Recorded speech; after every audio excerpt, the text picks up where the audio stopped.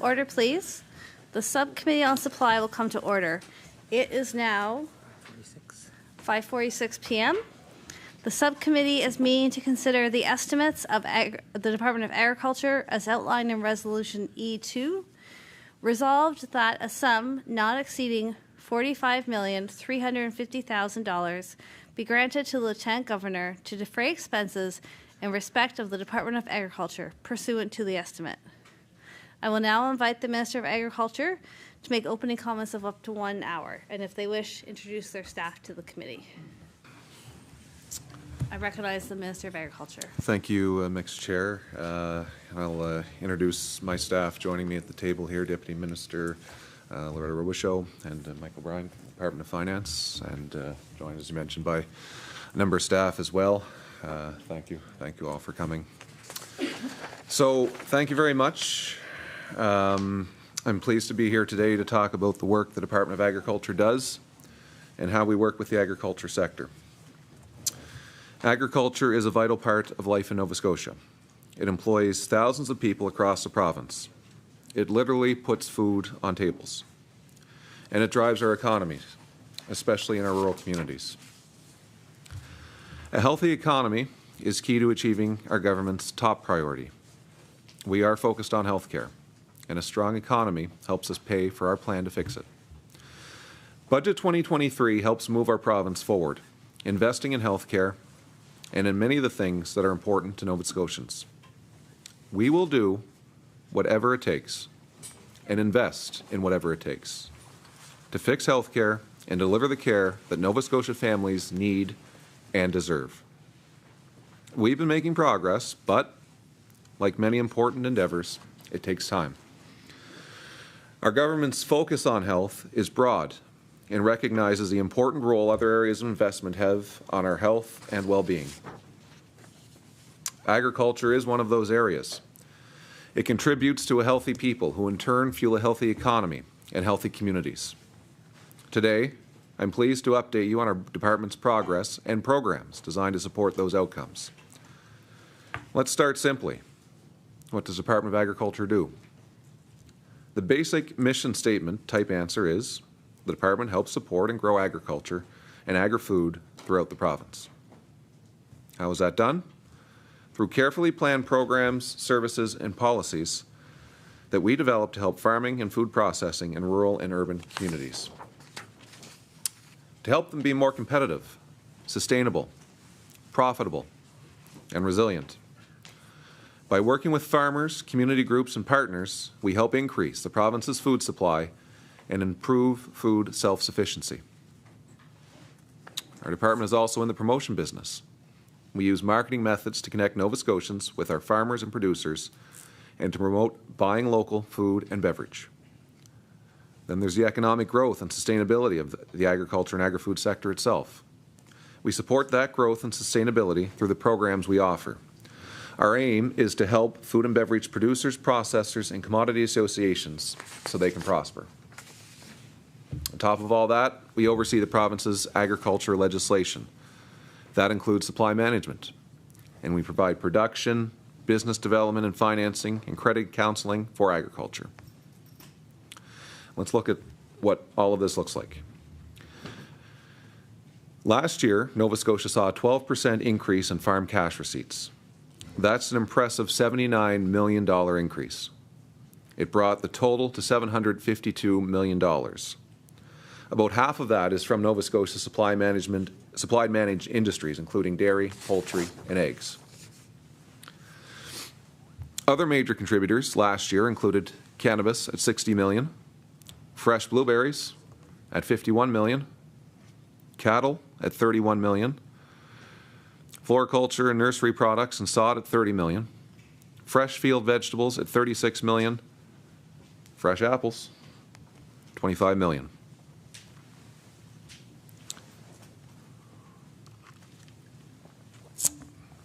In 2022, 5,050 people earned a living by being directly employed in the primary production of agriculture in Nova Scotia.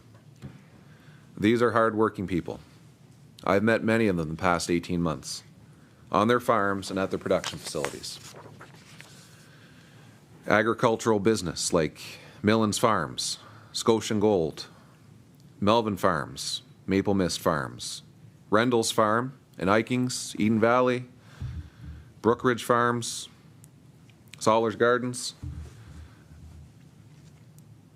countless others, farms and businesses who are driving local food production and helping rural communities across the province.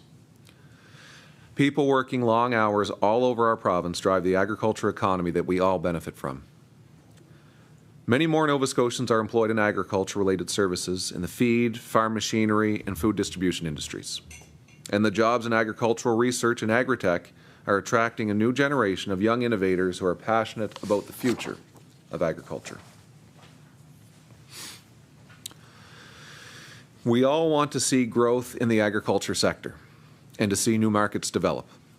Agri-food products are the fourth largest export category in Nova Scotia. And with last year's increase in exports, we're seeing more high-quality Nova Scotia products on tables around the world. These exports totaled $492 million in 2022, up 23% from 2021. Our major markets are the U.S. at 55%, Germany at 8%, the Netherlands at 6%, and France at 5%. Wild blueberries are the top agricultural export for Nova Scotia, exceeding $167 million in sales last year. Sales of unique Nova Scotia balsam Christmas trees to the U.S. markets continues to be strong. And with the consumer demand for high-quality products like Honeycrisp apples, Nova Scotia is a small geographic area with tremendous reach. That's what makes us unique in world markets. In fact, we've made that uniqueness the focus of our new export brand for Nova Scotia.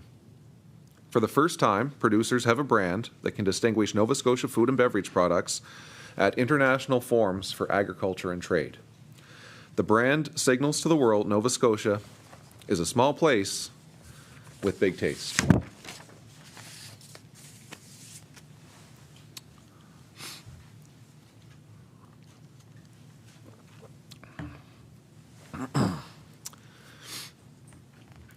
Our farmers and producers need support to find new markets, adapt to climate change, adopt new innovations, and to be resilient in the face of challenges. That's why we work with our federal partners through cost-shared agreements to support policy and priorities for the sector. These agreements fund strategic development and business risk management programs. We've had great success with the Canadian Agricultural Partnership. This 5-year agreement brought $37 million to Nova Scotia to strengthen the agriculture, agri-food, and agri-based products sector. It increased the sector's competitiveness, prosperity, and sustainability. It's worked very well, and we're continuing the support through the next iteration of the agreement. Last July, we reached an agreement in principle for the newly named Sustainable Canadian Agricultural Partnership. It runs for another 5 years.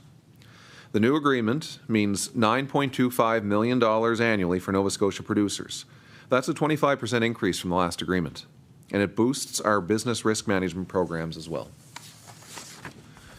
For Nova Scotia, it means increased investment through provincially delivered programs that focus on building sector capacity, science and innovation, climate change and environmental stewardship, resilience and public trust, and market development.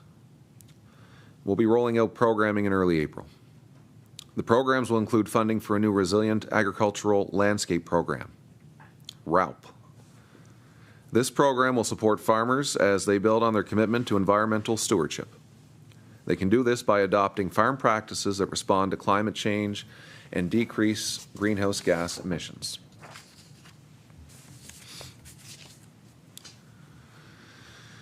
Few other sectors are as susceptible to the depth and breadth of risks faced by our farmers and producers. That's why we are proud to offer business risk management programs. These are the tools to help producers manage risk. They provide protection against income and production losses. They help farmers manage risks to remain productive through business ups and downs. These programs are voluntary and demand-driven and are national in scope. They offer support such as insurance, income stability, investment matching, and disaster relief. Crop insurance has been in place in the province for more than 54 years, And in that time, we have paid out $1.16 for $1.16 rather for every $1 in premiums collected from producers. We've insured more than $80 million in crops last year. And I am pleased to be expanding our commitment to this program in this budget with an increase of $433,000. The Sustainable Canadian Agricultural Partnership includes an increase in the Agri-Stability Program. The compensation rate is being raised to 80% from 70% in the 2023 program year. This is great news for producers. In addition to these business risk management programs, we are ensuring farmers have more funding options in times of very challenging situations, such as extreme weather events. Nova Scotia's agriculture sector was hit by 2 such events in the last 6 months. In September, Hurricane Fiona did considerable damage to farms, so we arranged $19 million in provincial funding to support farmers. And to make it easier for farmers, our department set up the Fiona Agriculture Disaster Assistance Program. We made this a one-window process with one application to streamline the process for farmers. They asked us to make it simple, and we did. We assigned each farmer a caseworker who worked one-on-one with the farmer to ensure they maximized all the federal and provincial programs the farmer qualified for. $5 million went toward one-time $2,500 emergency grants for roughly 1,200 farms in the impacted zone, plus help with purchasing generators. We made $3 million available to help rebuild lost greenhouses. Another $3 million served as gap funding to support farmers who did not qualify for the Federal Disaster Financial Assistance Arrangements programs due to their size or farm structure. And $8 million helped replace, repair, improve, or remove farm structures impacted by the storm, as well as items to support business continuity. All told, these programs have had nearly 500 applicants, and our one-time grants helped nearly 1,200 producers hit hard by the hurricane. Then in February, we had the extreme cold snap, known as a polar vortex. I've talked to farmers about the impact it had on their crops, and some are predicting a full loss of their fruit harvest this year. Our department and Perennials Extension staff have been working closely with industry to understand the full impact of this unusual cold weather event. We won't know for sure until spring, but early assessments suggest there may be very significant loss of grapes, raspberries, peaches, cherries, and plums this year. So again, we're providing funding to help growers recover. Just a few weeks ago, we announced $15 million to help cover some of the costs farmers and growers are facing over the next few years as the full scope of the damage is determined. We will continue to focus on that work and our connection with growers as they work their way back to recovery.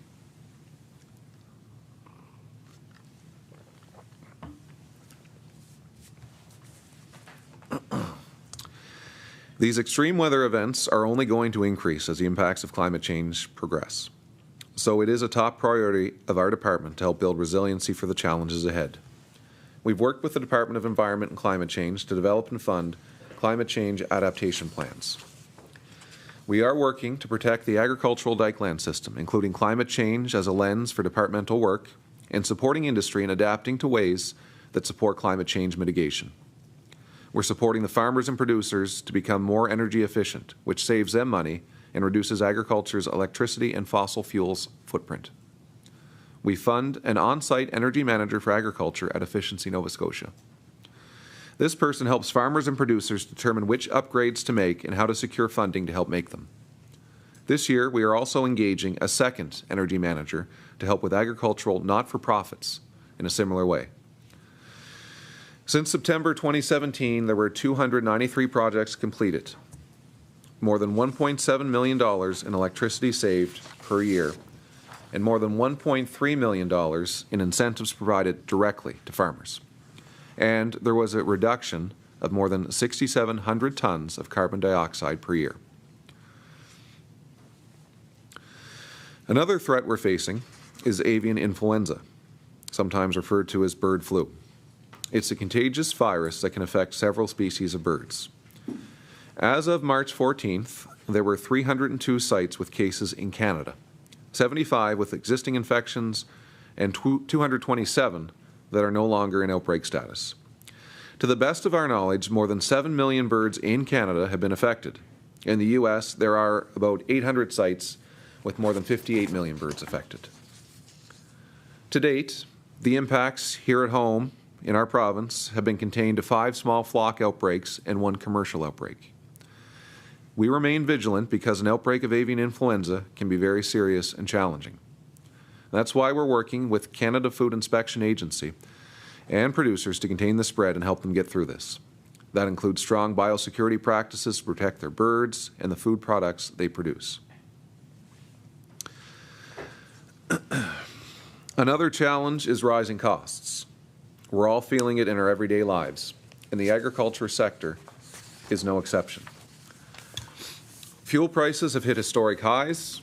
Industry-specific costs for things like fertilizer continue to skyrocket, and this drives up food prices.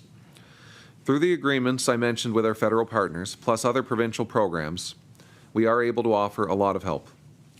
For example, we offer support programs, deferred loan payments, and reduced insurance costs, which help free up cash flow. We also continue to help farmers adopt innovations that reduce labor and farm input costs.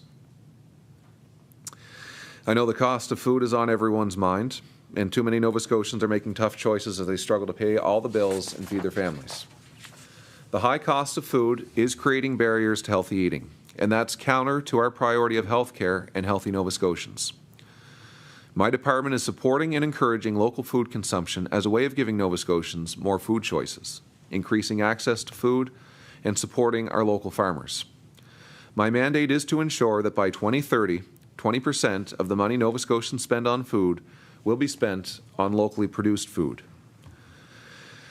The department has run several successful buy local initiatives designed to raise the awareness and sales of our fresh and exceptional quality agri-food, seafood, and beverage products.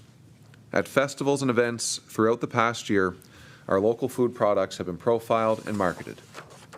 And we're working on getting more local healthy food into our public institutions like schools, hospitals, nursing homes, and other facilities.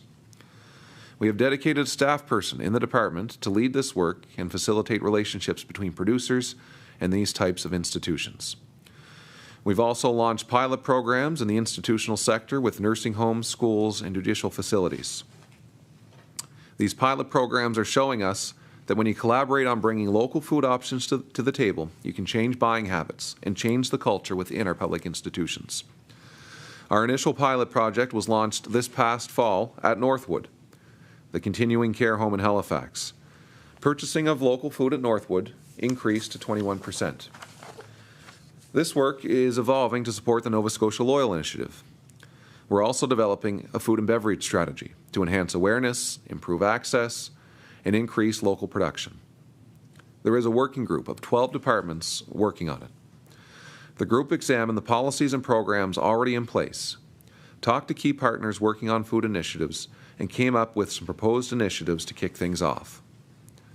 We received plenty of good feedback on those initiatives through a public consultation, and we look forward to sharing a summary soon. Apologies. In December, we announced an additional $9.9 million to help local farmers grow more food and get it into more of the province's largest kitchens. $900,000 of that is dedicated to new pilot projects for getting local food into institutions, like the one just mentioned at Northwood. $5 million of that is for the Season Extension Enhancement Program, a collaboration with Horticulture Nova Scotia. This program will help growers to extend their growing season, adapt to a changing climate, and open new market opportunities. $4 million has been dedicated to the Local Food Advancer Program and new programs for emerging food processors. It will help with investments in equipment and technology to increase production, expand operations, and create new value-add products.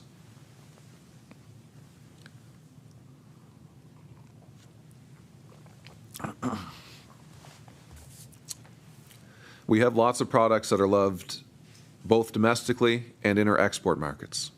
One of them is wine. Both sales and our worldwide recognition are soaring. The numbers speak for themselves. In 2021, there were 25 licensed farm wineries in Nova Scotia, 19 grape wineries, and 6 non-grape wineries. Sales of Nova Scotia wine totaled more than $25 million, supporting more than 600 jobs. Nova Scotia wines have earned numerous local, national, and international awards. There's tremendous potential, so we want to keep that momentum going through strategic investments in export development. The polar vortex threw us a curve, but I'm confident this sector can recover and reach its full potential. Another Nova Scotia product that people can't get enough of, wild blueberries. I mentioned earlier that it's Nova Scotia's largest export crop, and we love them here at home too. We're increasing local demand through our buy local efforts, and export demand is growing in new export markets in Asia and the European Union as wild blueberries are recognized for their health properties. So we need to meet that demand with more supply. The Nova Scotia Farm Loan Board is helping meet that need. The Farm Loan Board helps producers get loans with flexible terms and competitive rates so they can get the equipment and land they need to grow more local food. I am excited to note that the Farm Loan Board approved its largest loan in its history this past December to bring a $25 million blueberry processing facility to Great Village. The Millens are second-generation farmers from Nova Scotia, and this investment will help them relocate their processing from out of province, return to their roots right here in Nova Scotia, creating more rural jobs for our province. And we're continuing to support the Wild Blueberry Business Enhancement Program, which was launched last November. It was designed by growers for growers. It is coordinated and financed by the Nova Scotia Farm Loan Board. We couldn't have berries without bees. Simply couldn't do it. Last year, there were 886 registered beekeepers, keeping about 27,000 hives, and almost a third of those hives pollinated wild blueberry fields.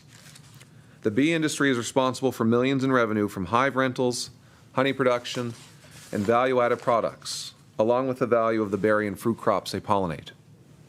That's why we invested an additional $100,000 in the Blueberry Pollination Expansion Program to support blueberry growers who keep bees to pollinate their crops. Perennia's Atlantic Technology Transfer Team continues to support applied research to find practical solutions for beekeeping in our region. Their research and extension services give the industry the knowledge and skills to rear queens and expand their operations. And we stand committed to supporting this important program in the future.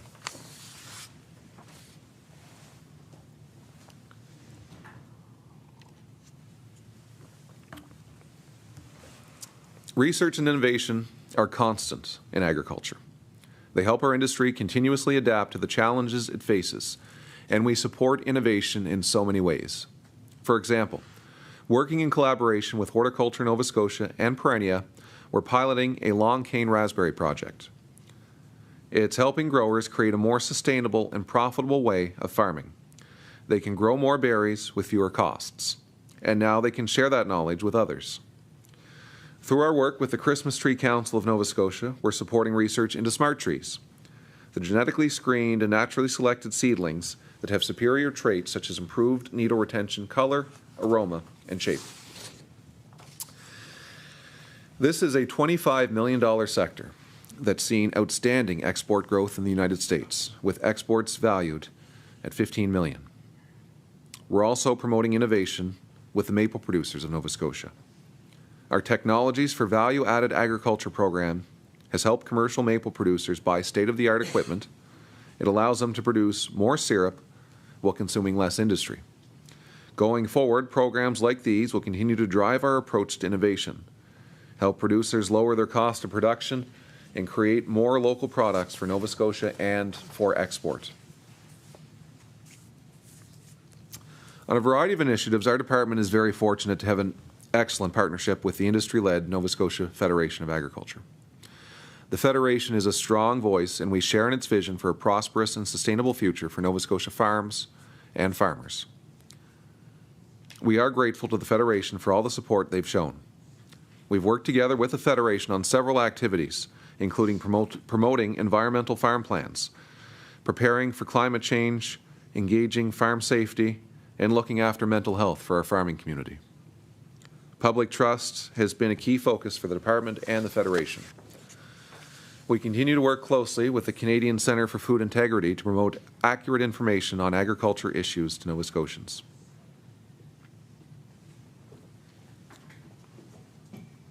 Ensuring the safety of our local products is paramount to public trust. As of January 1st this year, the responsibility for meat inspection and farm animal welfare has returned to the Department of Agriculture. So we're pleased to have these staff members back to continue the important work of making sure meat is safe to eat and farm animals are well cared for. A structure for the programs has been determined and vacant positions are in the process of being advertised and staffed. As well, there are 20 licensed abattoirs in the province, and we continue to provide support and consultation to these facilities to encourage their capacity and their growth. Many farm animals need pastures. The Department of Agriculture owns 8 community pastures through the Farm Loan Board. We're proud to have this land available for farmers and to keep large pieces of land in our province for agricultural use. The Farm Loan Board purchased 3 new pieces of agricultural land this past year, adding to the community pasture program for the first time in decades. The largest piece, 125 hectares, located in Cape John, Pictou County, will be large enough to allow new entrants into the pasture as well as welcome new members from their waiting list. I was honored to visit the pasture this year and dedicate their barn to longtime volunteer, the late Tony Corston. Over the past year, our staff have worked with the 7 active community pasture boards in Nova Scotia and awarded a request for proposals to revitalize the 8th pasture, which has been inactive since the 1990s. This pasture is in Guysborough County. We will have beef for the upcoming season. Our goal is to keep pastures sustainable and accessible for agriculture use and as a resource for growing the rural economy now and for future generations. It is an important support for agriculture that we are committed to. With this in mind, we have invested $385,000 to create the Community Pasture Support Program, aimed at helping pasture organizations with their infrastructure and soil fertility needs. I noted at the beginning of my remarks that agriculture employs thousands of Nova Scotians and we always need new recruits. So we have the on-farm bursary program to reward students who work on farms throughout the summer. We fund it jointly with our federal partners. These $500 or $1,000 bursaries help address the labor gap for primary agriculture producers in Nova Scotia. And they introduce agriculture as a viable career option for students.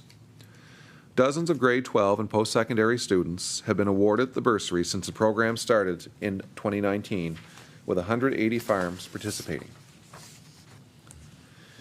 And to interest students even younger, our Agriculture in the Classroom program teaches public school students where their food comes from. It also shows them the importance of agriculture to our province and that it's a rewarding career choice. We send free learning resources to teachers across the province from pre-primary to grade 12. I've been out to schools to see the program in action, and it gives me faith that our agriculture industry will be in good hands in future generations. Plus, it's a lot of fun. At last year's Ministers' Conference for Agriculture back in November, we formally introduced the Nova Scotia Youth Council for Agriculture to more than 500 conference participants. This 14-member council has engaged with the department throughout the year to promote the importance of new mentorship programs for youth and programs that will support new entrants to the sector. Their insights are starting to inform our provincial and federal programs and the ways we provide support to young farmers. The department is also reaching out to young people by undertaking several initiatives to support diversity and inclusion in the agriculture sector. Activities include scholarships and summer internships for African Nova Scotian and Mi'kmaq students, a training program for African Nova Scotians to introduce horticulture food production, and specialized lending programs for underrepresented populations. Here are just a few details on some of these key programs. Honoring our Mi'kmaq roots and grow where you're planted. Our entrance scholarships and summer intern placements to promote agricultural careers. They are awarded to a Mi'kmaq student and an African Nova Scotian student, respectively, who are enrolled in an agriculture degree program at a Canadian university. Bridge into Agriculture is a partnership between the Nova Scotia Federation of Agriculture, Dalhousie Agricultural Campus, African Nova Scotian Affairs, and our department. It offers a training program for African Nova Scotians to introduce them to horticulture food production. The Black Youth Plant Your Roots program provides Black youth in Nova Scotia with an opportunity to work in the public service. The Department of Public Works was the basis for the program, and our Department of Agriculture adapted it to fit in a rural community. We worked directly with the local high school, community leaders, and our sister departments in the Truro area, and we were pleased to have 15 participants. Our department had 4 positions in our Truro offices in 2022. Other government departments also welcomed 3 of these young workers. I am very pleased to say that we have 13 positions confirmed for this coming summer.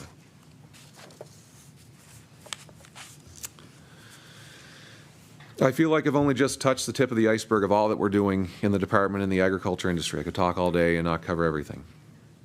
But I'll end by simply saying there are plenty of great things happening to support our farmers, to drive our economy, and to keep Nova Scotians healthy. And with that, I welcome questions from members. Thank you. Thank you very much, Minister. We will turn to questions. As is our practice, each caucus has an hour to begin for 4 hours. We'll plan to probably stay here for 4 hours. If the independent member wishes to, then the 2 caucuses will share time with her. I also just wanted to remind the minister that only 2 staff are allowed to provide direct consultation on any questions, and only the minister may answer questions. I think that's it. I now recognize the honourable member for Kings South. Thank you very much, Mixed Chair, and thank you, Minister, for your opening remarks, and welcome to all the staff. I'd like to, first of all, thank everyone for their work, all 185 staff at the department. I know that there are many hard-working civil servants working on behalf of Nova Scotians and working hard, so I excuse me, do want to recognize that. I'd like to begin with just a couple quickies with respect to accountability. Minister, do you and your department rigorously follow the public sector accounting standards?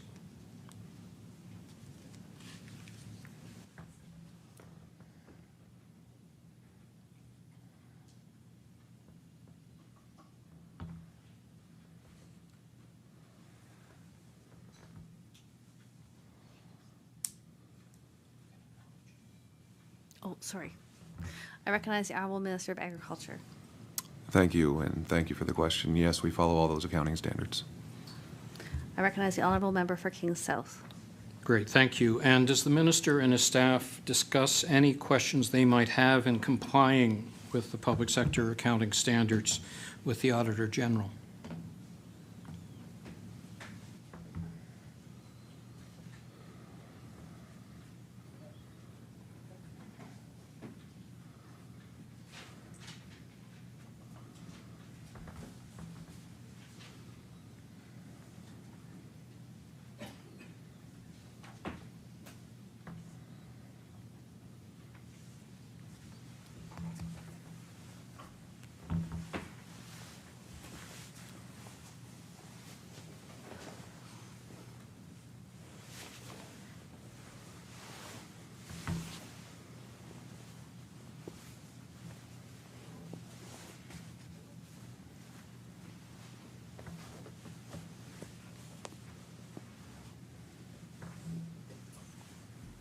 I recognize the Honourable Minister of Agriculture. Thank you, and yes, we discuss with government accounting and, if needed, the Office of the Auditor General. I recognize the Honourable Member for Kings South. Thank you. That's those are my easy ones. I'd like to move on now to some of the critical issues that I'm hearing about. I'd like to begin first with bees. There's a movement in Canada, particularly by the Western provinces, to open up our borders to the U.S. and there are concerns here in Nova Scotia with respect to our border. We have, to my understanding, some of the healthiest bee populations in the country, and I'm wondering if the minister will commit to keeping our border closed to the transport and import of bees.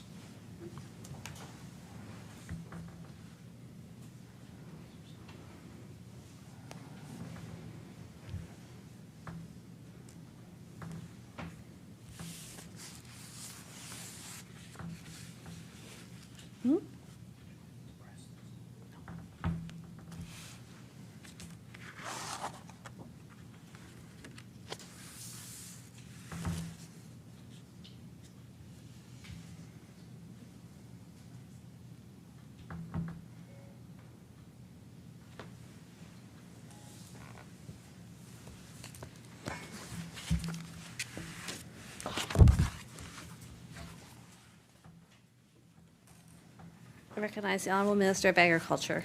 Thank you, and thank you for the member for the question. Yeah, it's a concern I hear as well from beekeepers I speak to. So yes, the protocol on imports is in place, and when it comes to international import, that will be through the Canadian Food Inspection Agency, also for inspection.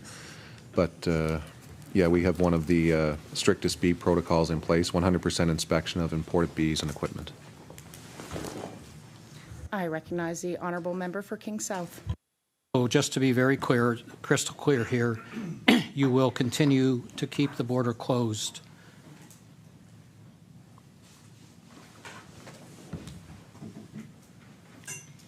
I recognize the honourable minister for Agriculture.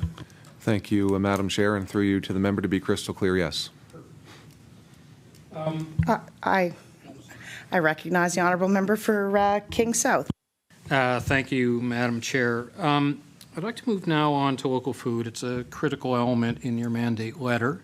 In fact, these were questions I had a year ago, but unfortunately I came down with COVID and had to ask a colleague to fill in. But the question still remains a year later, and that is the question of how we're measuring local food.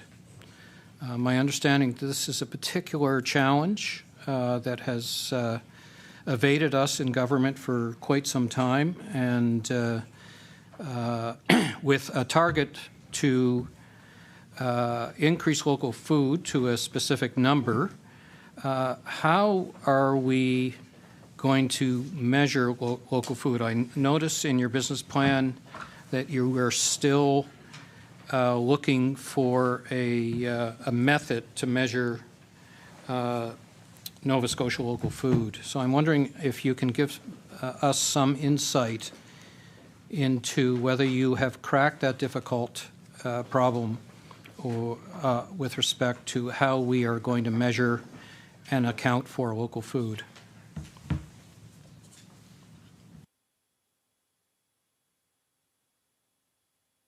I recognize the honourable member or honourable minister for Agriculture.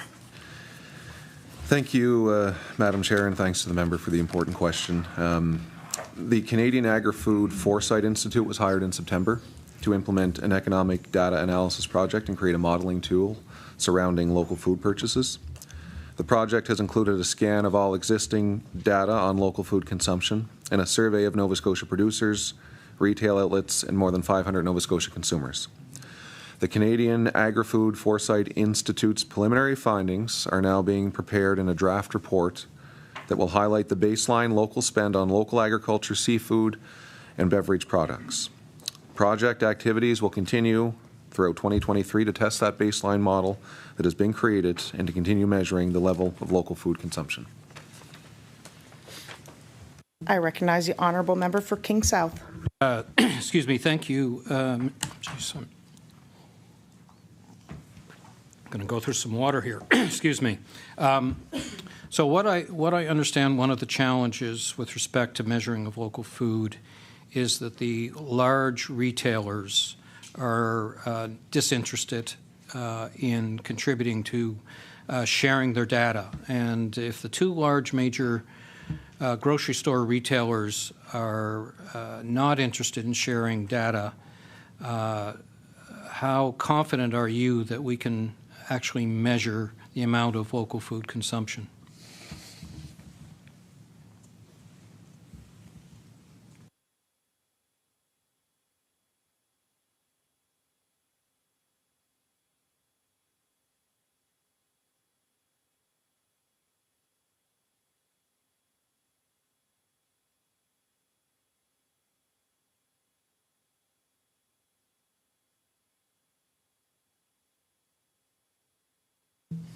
I recognize the Honourable Minister of Agriculture. Thank you, Madam Chair. A peer-reviewed method, a science-based, is developed, the first of its kind. I would say in meeting with our major retailers that we have a willing partner on a number of initiatives in a number of areas, and so yes, I am confident that we'll be able to determine that. I recognize the Honourable Member for King South. Thank you, Madam Chair. We don't know quite yet how we're measuring this. So if we don't know how we're measuring this, we don't know presently how much local food is consumed. So we don't know at this point, Minister, whether you're trying to move the needle from 19% to 20% or from 4% to 20%. Do you have any indication of the challenge that we have before us to reach your mandated target?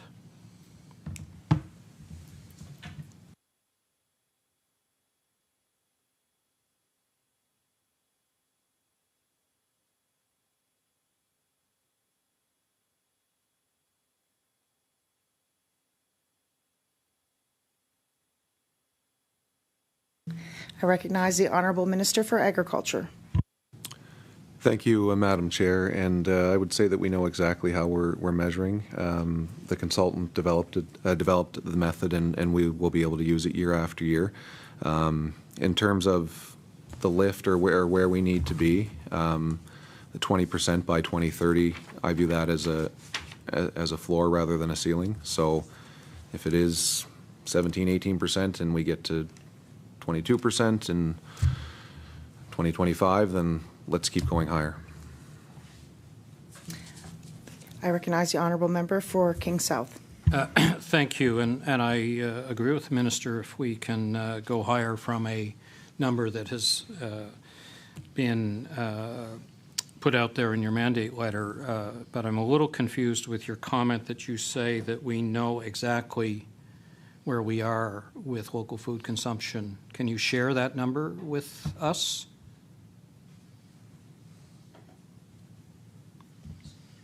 Perhaps I missed.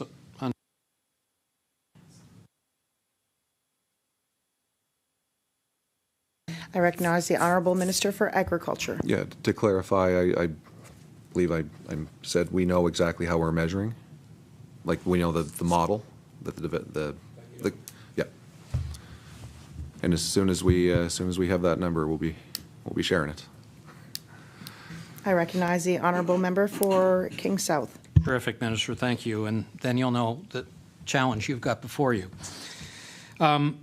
So related to this issue of measuring local consumption, I'm wondering with respect to our beverage industry, we know that, and well, in actual fact, it's more than just beverage, it is food, in terms of input costs and how you actually define local. So we know in Nova Scotia our wine industry has certain standards that we are very clear and in essence through our pricing system regulate 85% Nova Scotia grapes in our wines. Can the Minister explain how we are going to evaluate all of the different products that will have different inputs from different parts of Canada?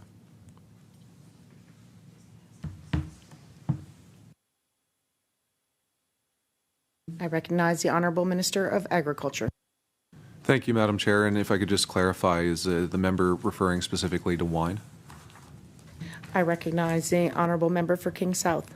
I'm using wine as an example of one that we do have the methodology, the regulations, the working with a small industry.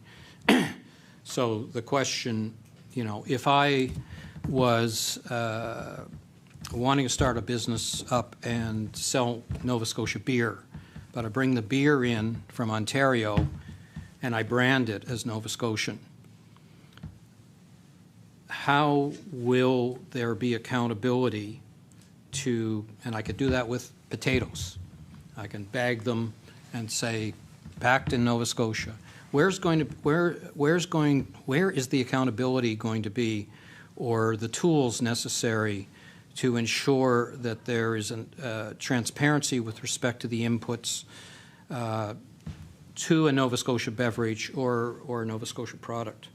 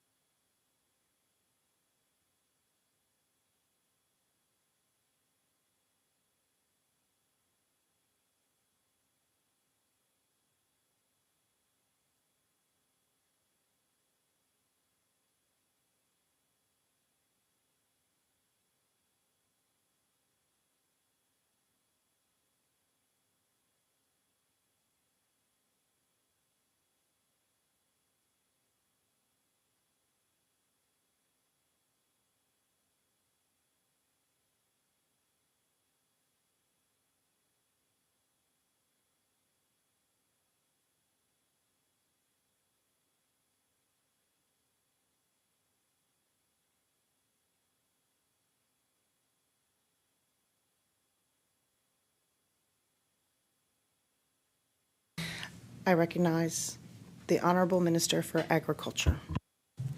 Thank you, Madam Chair. We have developed the definition of local. For example, the member referenced wine as an example, so that would be tested. The A-Lab at Acadia, for example, just had a tour there recently. But there are between 12 and 1,500 different products that are defined. Yeah. I recognize the Honourable Member for King South. So, excuse me. So we have the definitions of 12 or 1,500 products, and the rules and regulations around them to ensure that they are local products. Is that you're saying that you now have the tools to regulate those products with respect to its local content?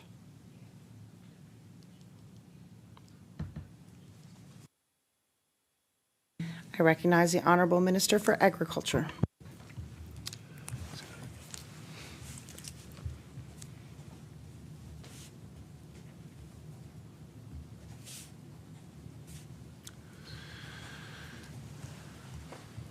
So yes, we have the definition, but we haven't moved to regulations on all of them at this point.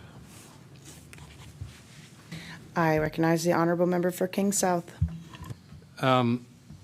Okay, so when you move to regulation,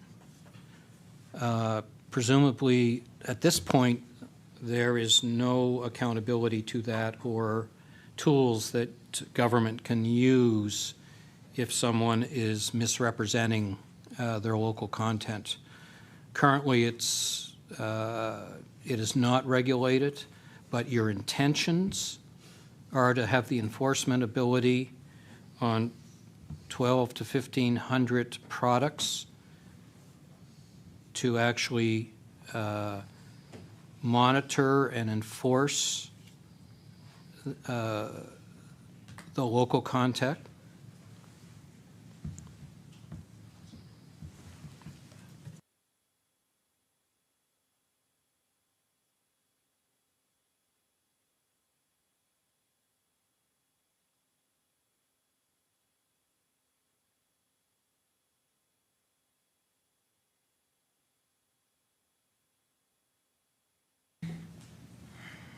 I recognize the Honourable Minister for Agriculture. Thank you, Madam Chair. And of those 1,500 definitions, they'll be narrowed down into 15 broad categories. And once Nova Scotia Loyal is implemented, that's how we'll police or enforce. I recognize the Honourable Member for King South. Thank you. Do you have, Minister, any sense of the FTEs and the manpower that will be required to enforce 1,500 local product SKUs on shelves constantly rotating. Do you have any sense of what it will take to enforce regulations that you intend to bring in?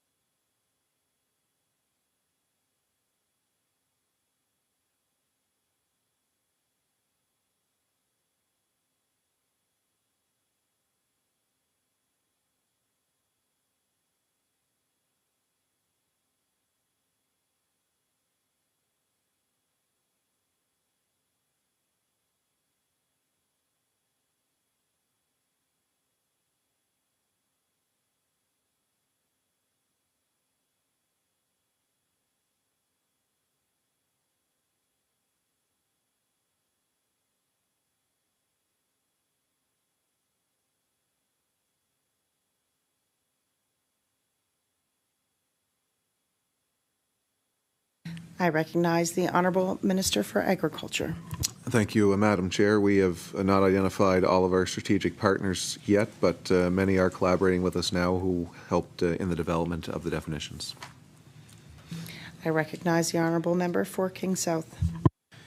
Thank you, Minister. Minister, do you know when you expect to have regulations created that would regulate local in the province of Nova Scotia?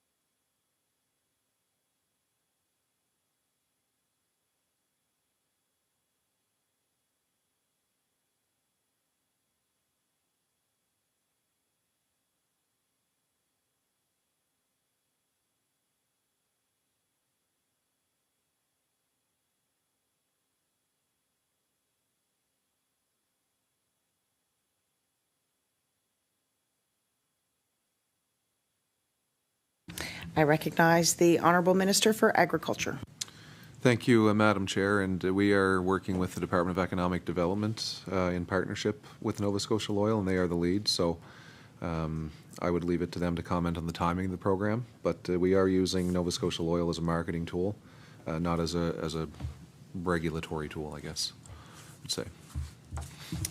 Thank you. I recognize the honourable member for King South. Thank you. Well, okay, we will leave that for the other minister responsible for Nova Scotia Loyal. So please clarify for me, with respect to Nova Scotia Loyal, what is the role of the Department of Agriculture? We are creating Nova Scotia Loyal as a marketing tool, but in no way are we going to hold people accountable who say that they are producing a Nova Scotia product when they aren't using Nova Scotia products in their product on the shelf, their inputs.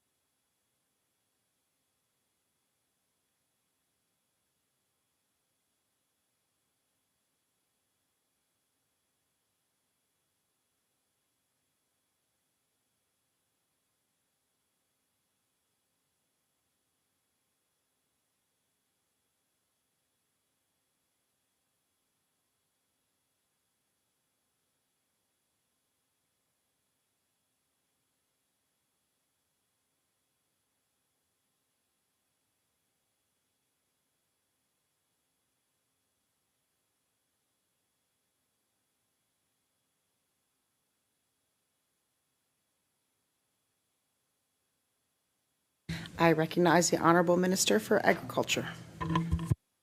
Thank you, Madam Chair. So to the question of the Department of Agriculture's role with Nova Scotia Loyal, we will support economic development on Nova Scotia Loyal. You know, agriculture's use is extensively in our, we'll use it extensively in our marketing initiatives. The standards that we're talking about will be set for Nova Scotia Loyal usage by economic development, and that will determine the program rollout. I recognize the honourable member for King South. Thank you, Madam Chair. I mean, I do think it is important that we find ways to define local. You know, I appreciate where the government's trying to go on this. I'm having quite a bit of difficulty figuring out how this is going to be measured and enforced and be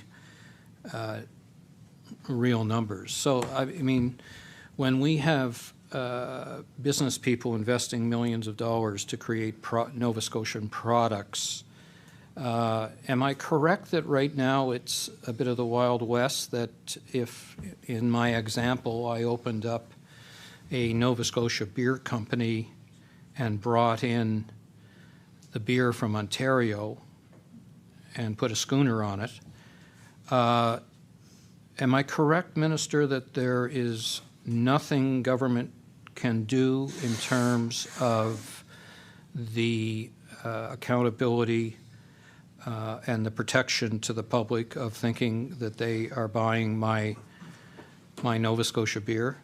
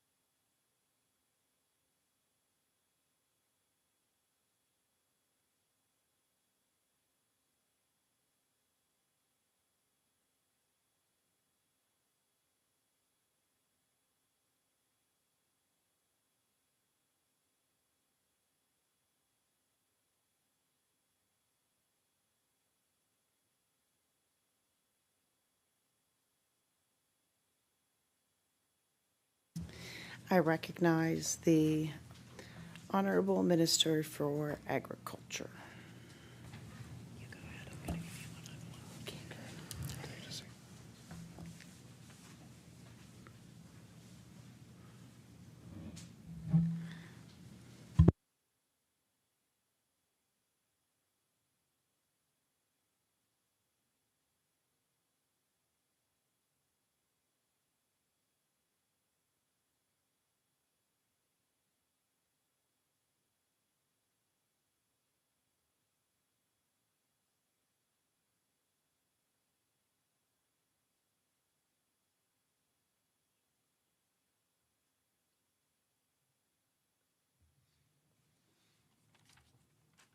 Thank you, Madam Chair. So for content now, there is a lot of self-policing via associations, and some supply managed do their own monitoring. So I guess I would use an example as a farmer's market. You know, be a lot of self-policing in a situation like that.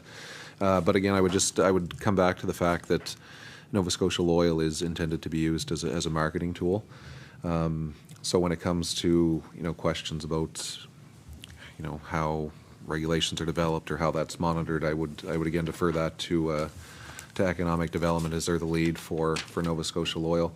But one other thing I would say is that in our federal provincial programs, we do have some that require proof of local content for eligibility. I recognize the honourable member for King South. Thank you. So if the honourable member from Chebucto was concerned about my Blue Nose beer, because he has his own brewery, and it's, you know, Drink. doesn't mean you can't sell it. And he's concerned his investment is being competing against my Blue Nose beer that I got from Quebec. Is there anything that my honourable member from Chebucto can do and say to government to have me relabel my product?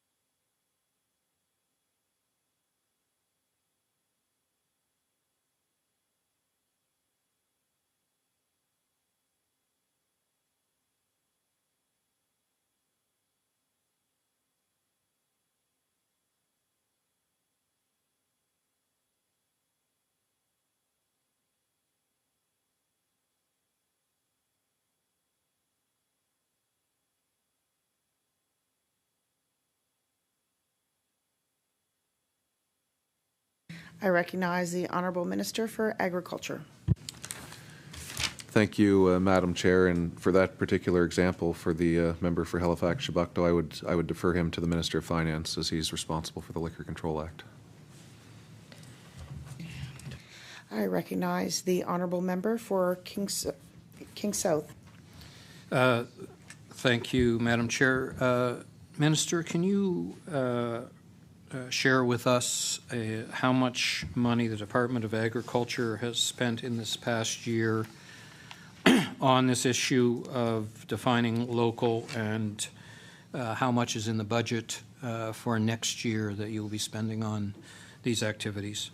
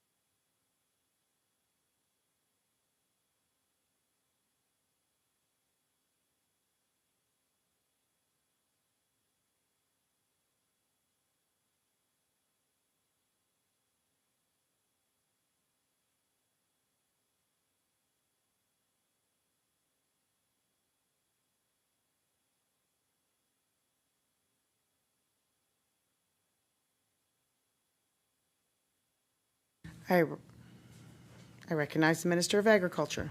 Thank you, Madam Chair. So the definitions were completed in partnership with Economic Development. They have a staff person hired for Nova Scotia Loyal, so I would defer that question again to Economic Development, but there is a joint working committee represented by both departments.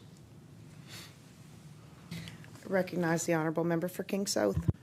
Thank you. So you mentioned that there was a contract with an outside consultant, and you're basically in your answer saying that there is no staff time, external consultants, money being used by your department for Nova Scotia Loyal?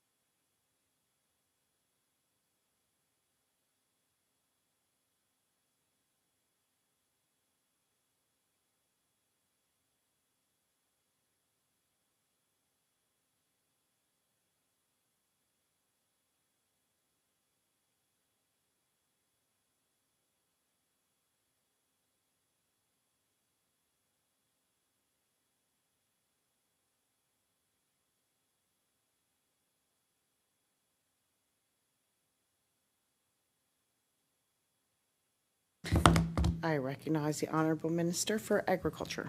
Thank you, Madam Chair. So the definitions were designed in-house. The baseline data was contracted out. It was a $90,000 contract, and the company will repeat the study, and we do have them on retainer, so they'll repeat the study and then turn it over to staff to monitor going forward. That's the Canadian Agri-Food Foresight Institute.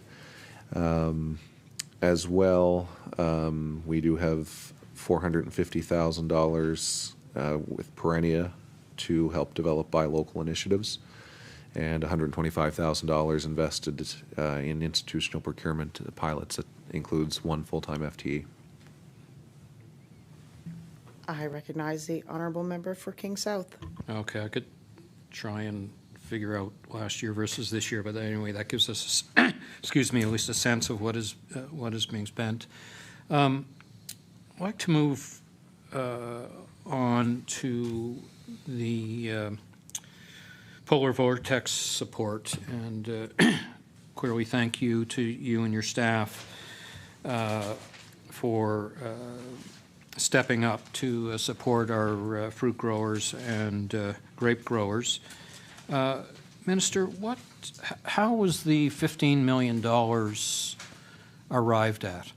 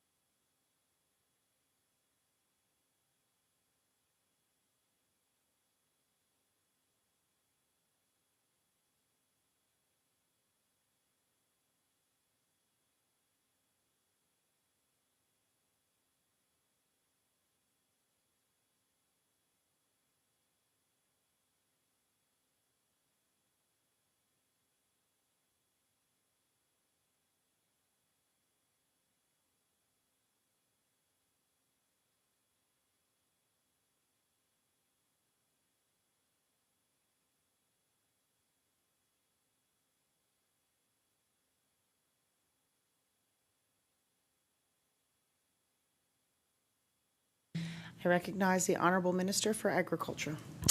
Thank you, Madam Chair, and just to talk about that event a little bit and the impacts that the member referenced, just devastating for sure, and it means that some farmers will likely lose their entire fruit harvest this year.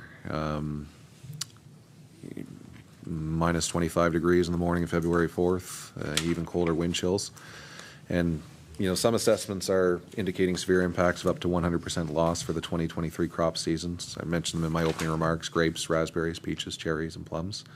And yes, we did come to the table with $15 million to help cover some of the costs that they'll be facing over the next few years. It's not just this year that they'll be impacted. So they also have access to several federal provincial programs, including agri-stability and agri-insurance. And agri-recovery as well might also be an option once we understand the full impacts of the event.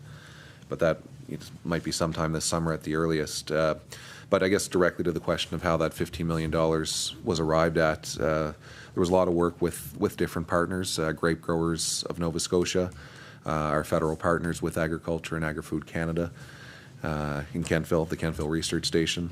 Perennia experts were involved, viticulturalists with Perennia, and we also looked at all farms in the entire impacted zone, not just grapes. And it was also calculated based on farm production and cross-referenced with our business risk management data. I recognize the honourable member for King South with a reminder that the timing's up at 7:17, so you have a little over 10 minutes left. Thank you, Madam Chair. So I'm just trying to clarify this. You've indicated that crop insurance, agri-recovery will dovetail with this program, but we don't know how much. And you've also indicated, and I've heard this from producers, that we don't know the full extent of the damage until the buds come out. And, you know, we're talking about June or July before we know the extent of the damage and where taxpayers' monies will be needed to support the affected farms. So my question remains, how did 15 million get determined with so many unknowns?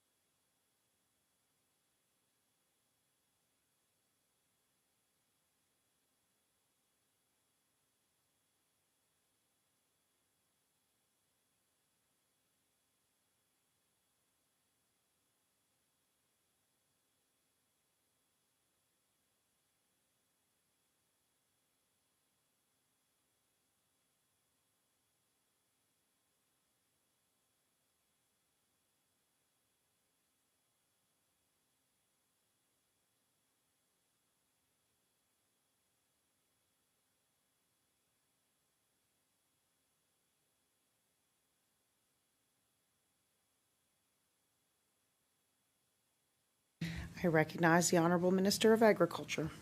Thank you, Madam Chair. So I guess I would narrow it down to three main components. We layered on what we knew was already coming from business risk management programs. We also knew our insurance values and our agri-stability enrollment. We are aware of those numbers. And we also knew agri-recovery coverage following Fiona. We knew what would be eligible. So yeah, it is an estimate, but it's the best one that we came up with based on the data sets we have, and we acted quickly to support our growers. I recognize the honourable member for King South. Thank you, Madam Chair. There remains one critical element with respect to, and I appreciate it. You acted quickly to make an announcement to put at ease, many of the farmers that are affected. But there remains a very clear unknown, and that is the extent of the damage. So how do you explain whether the number should have been 12 or 20?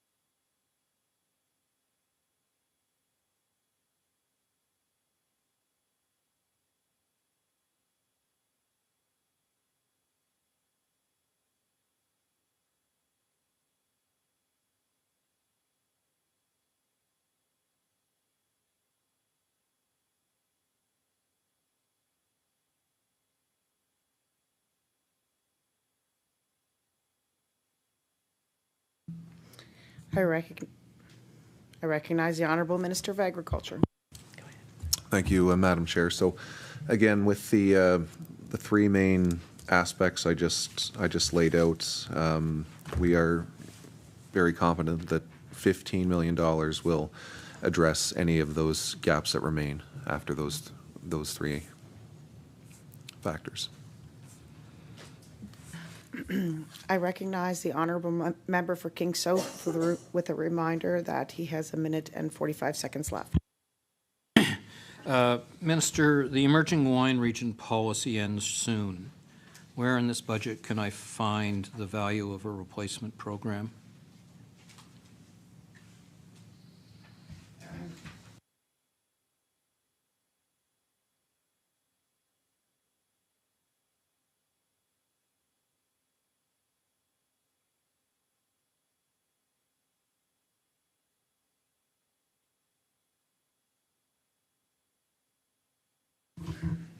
They are allowed to switch out. There's just only allowed 2 at a time.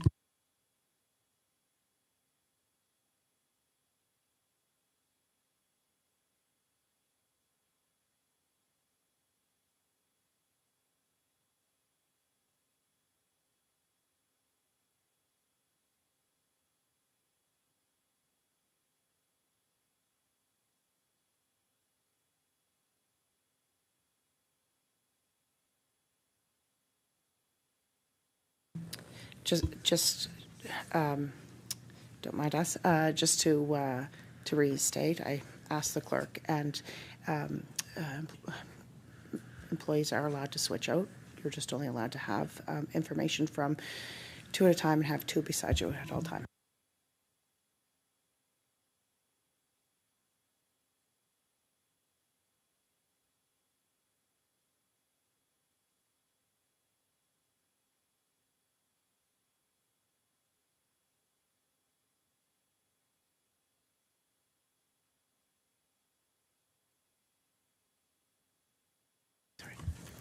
Order. I note that the time remaining for the Liberal caucus is done, and it is now time for the NDP. I recognize the honourable member for Halifax Citadel, Sable Island. Thank you very much, Madam Chair. So, actually, I have a point of order or a clarification. So, I'm not sure that. So the intent is that you have 2 primary staff, and I know in another case there are people moving up and back from the table providing advice. I'm not really sure the intent of that is that you can keep switching back and forth. So, I mean, I'd be happy to let the assistant clerk check in on the specifics of that, but I think that sort of defeats the purpose if you can jump back and forth in chairs, because it was the pulling up of chairs that was the issue in the other circumstance.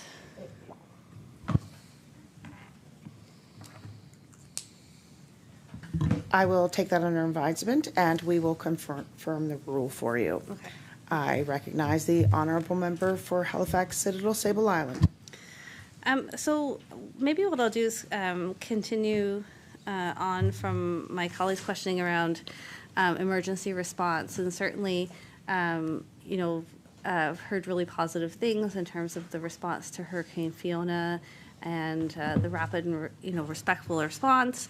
And I know folks were relieved to hear about funding around the effect of the extreme weather in February. But I'm wondering, I think as well, I mean, we're in a changing climate. We're being affected by climate change. We can see the effects of this. One of the things I've heard a lot from stakeholders is concern that the emergency management office that used to be part of Department of Agriculture no longer exists. So they feel that that there isn't a sort of a home for emergency response within the department. And I'm just wondering if there's been a reconsideration of that, given what we saw in the last couple of years and what we can expect to come in the future.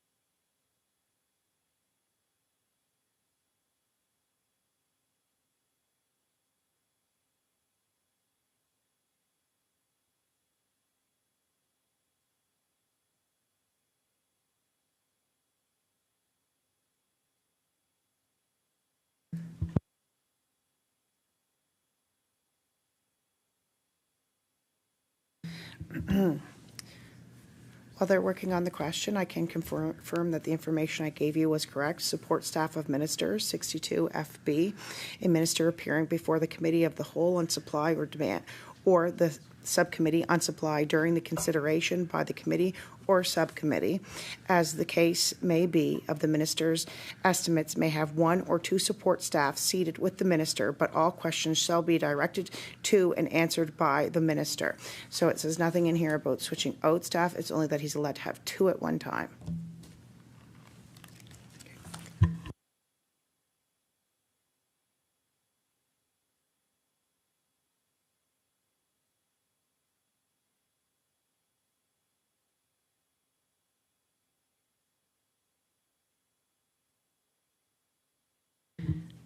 I recognize the honorable member for Halifax Citadel Sable Island.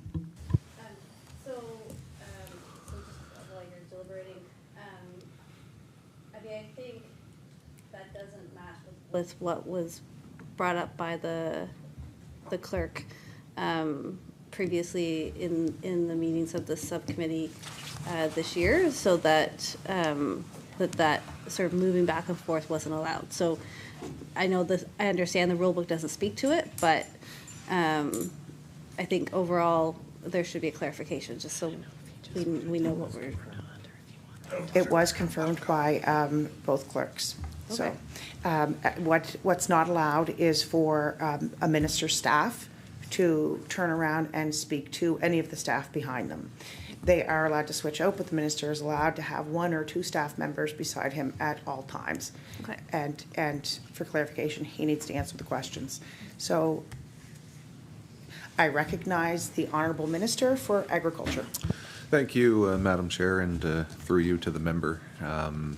To our knowledge, this has never sat with agriculture. We do certainly have an agency rep that is directly connected to EMO. They link with industry to get live situational data to EMO staff. And if I think about Hurricane Fiona, Kevin Beckers is here in the room, and the great work he did as our representative at the EMO bunker, assessing, the serious situations with dairy, Nova Scotia Power, making, barns a priority when we talk about milk or poultry, and listing of repairs. So there is, we're very connected on emergency management with our department, with EMO. Recognize the honourable member for Halifax Citadel, Sable Island. So the funding for Hurricane Fiona and for this initial response to the extreme cold event came as additional appropriations. So they form part of the 1.6 billion in additional appropriations from this fiscal year that's just drawing to a close. Did the department receive any other funding in additional appropriations? And looking forward in the coming year, I'm sorry if this was answered, but how much is there money earmarked for further investment in the extreme cold event? And is there any reserve earmarked for any potential emergency response to avian flu?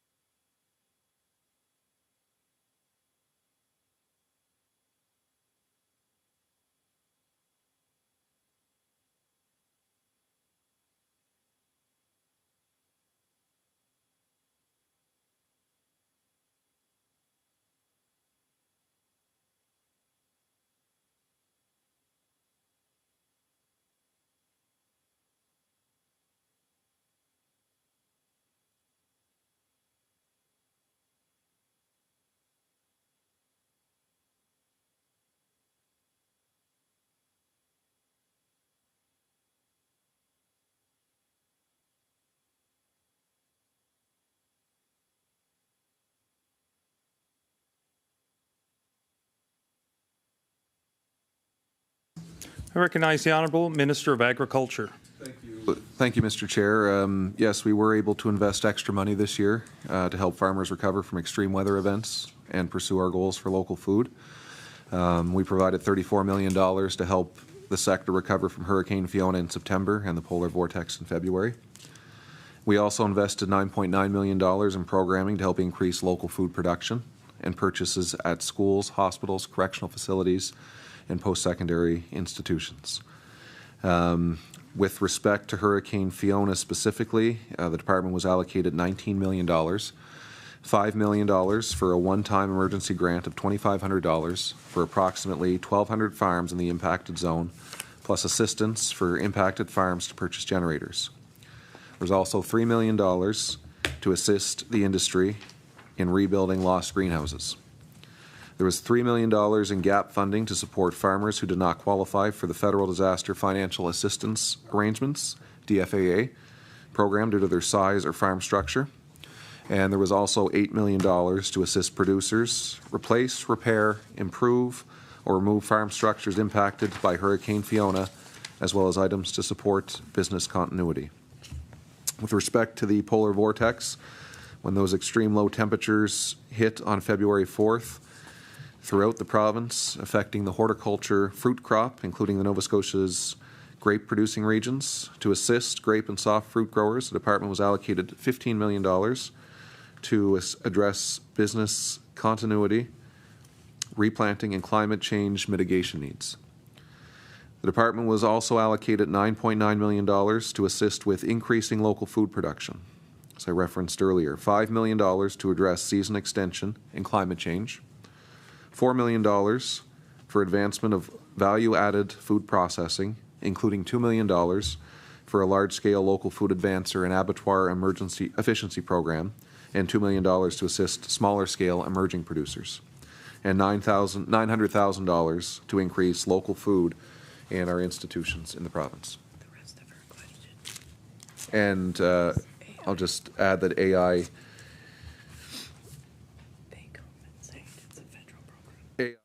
would be covered through a federal program, and they would compensate us for that. Yeah. I recognize the Honourable Member for Halifax Citadel, Sable Island. Thank you. And you had walked through the $9.9 million previously, so in fact, it was something I wanted to ask about, both in terms of the local food question and also institutional procurement. So just to confirm, you know, because what I wanted to ask about the 2030, 20% local food goal was kind of where we're at, what's our ramp-up plan, and so just to confirm, we don't know what our baseline is, we don't know where we're at, we don't know what the consumption is, and when, I know you said you'd announce it soon. When do we actually think we'll have a baseline number that isn't really a baseline number because your commitment was in 2021, but when will we get that number?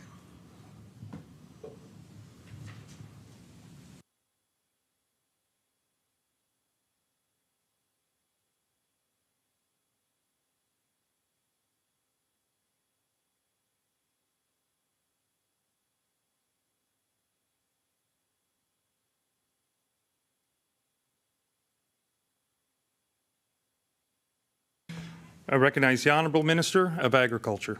Thank you, Mr. Chair. So the peer review for that report is just wrapping up, and the baseline will be released in the coming weeks. Recognize the Honourable Member for Halifax Citadel, Sable Island. Is there an intent to map a goal line, like with interim goals to the 20% by 2030?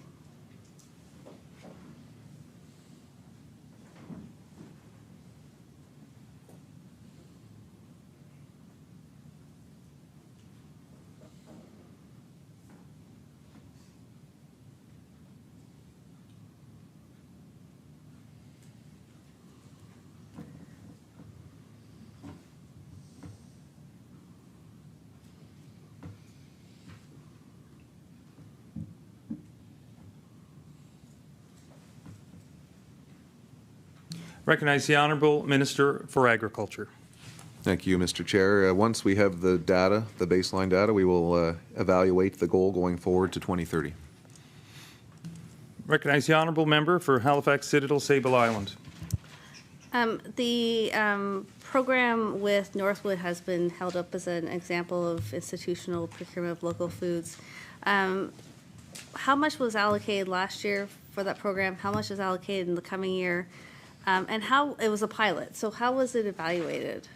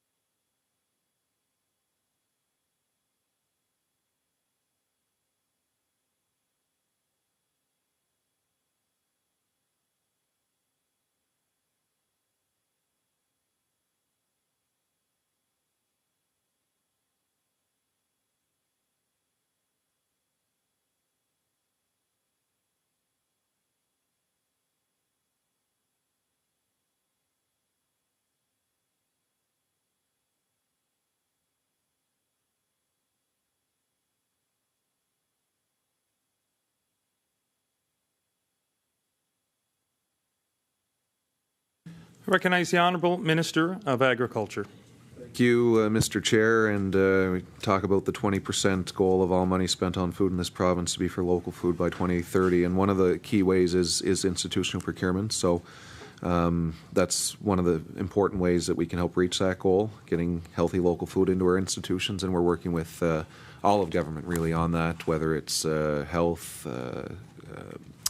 communities, culture, tourism, heritage, advanced ed, justice, education, all those things. So getting more local food into these types of institutions, it's good for our farmers, healthier for people, and better for our environment. So to the Northwood pilot that was launched in December, this was the first pilot that was initiated, Northwood being the largest long-term care home in Atlantic Canada.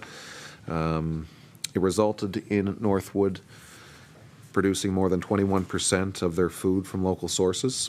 That contract with Northwood was for $25,000, and we are evaluating via reports. The measurement framework is in the agreement. Okay. Yep. So the objectives of the project are to measure and determine the baseline for food purchases from all sources and identify a percentage of current Nova Scotia local spend. Identify a basket of goods within Northwood's Halifax campus menu purchasing that are not currently Nova Scotia products. Displace imported items with local Nova Scotia products available to Northwood. The province will assist in financial offset of purchasing these items and administrative costs associated with participating in the program. So this measurement framework in the agreement, it's typical for all our institutional procurement agreements, pilots. The reporting and tracking comes from our procurement manager in the department. And the other thing about the pilots is they help us identify any barriers that we have getting local food in, and will help resolve it. I recognize the honourable member for Halifax Citadel Sable Island. So thank you for that. So from that 9.9 million, you talked about there being 900,000 available for pilots in institutions. So can you confirm how many pilots exist right now, and how many total are planned for the 2023-2024 fiscal year.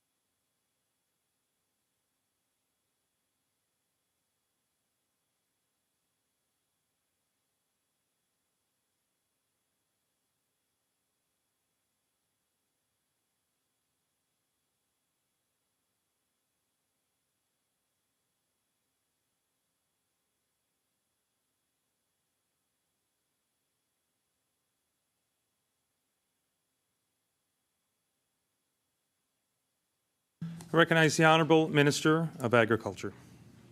Thank you, Mr. Chair. So there are 9 pilots underway right now, 2 in correctional institutions, 5 in schools, 1 in the long-term care facility that we mentioned, and the 1 food hub.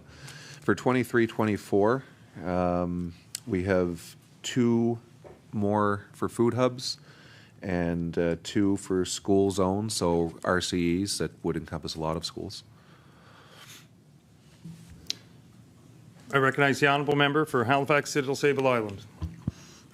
So the 900,000 allocated then would be divided between the 9 current projects, the 2 food hubs, and the RCs, or are the other pilots wrapped up?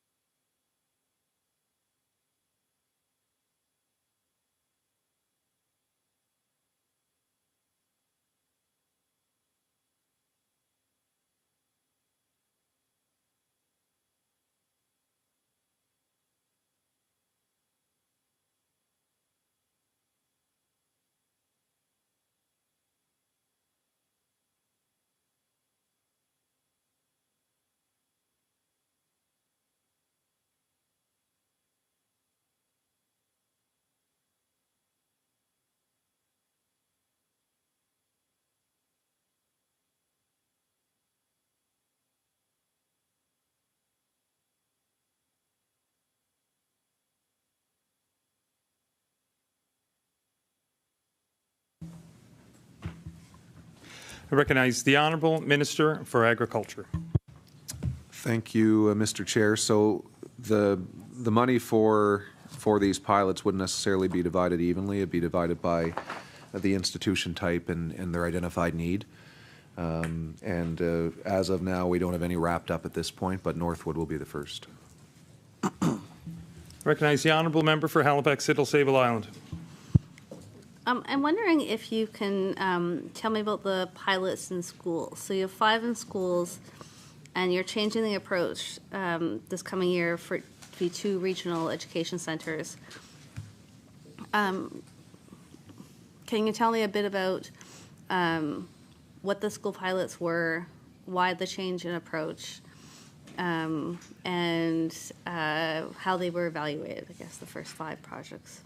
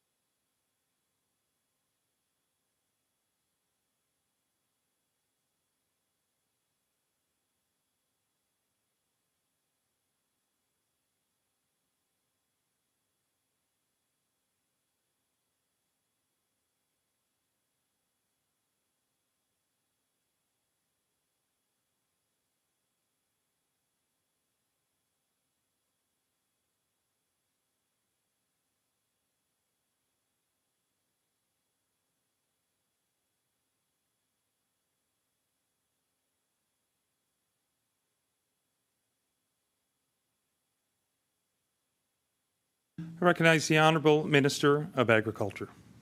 Thank you, Mr. Chair. So two things we're doing are salad bars and fresh fruit baskets. None have been evaluated yet. Education is measuring the usage and orders. But the goal here, 3 goals, I guess, would be awareness, new products for students to try, new Nova Scotia products that they may not have tried before, and nourishment as well. I recognize the honourable member for Halifax, Siddle, Sable Island. So how much of the 900,000 will be spent on the food programs and food pilots in schools?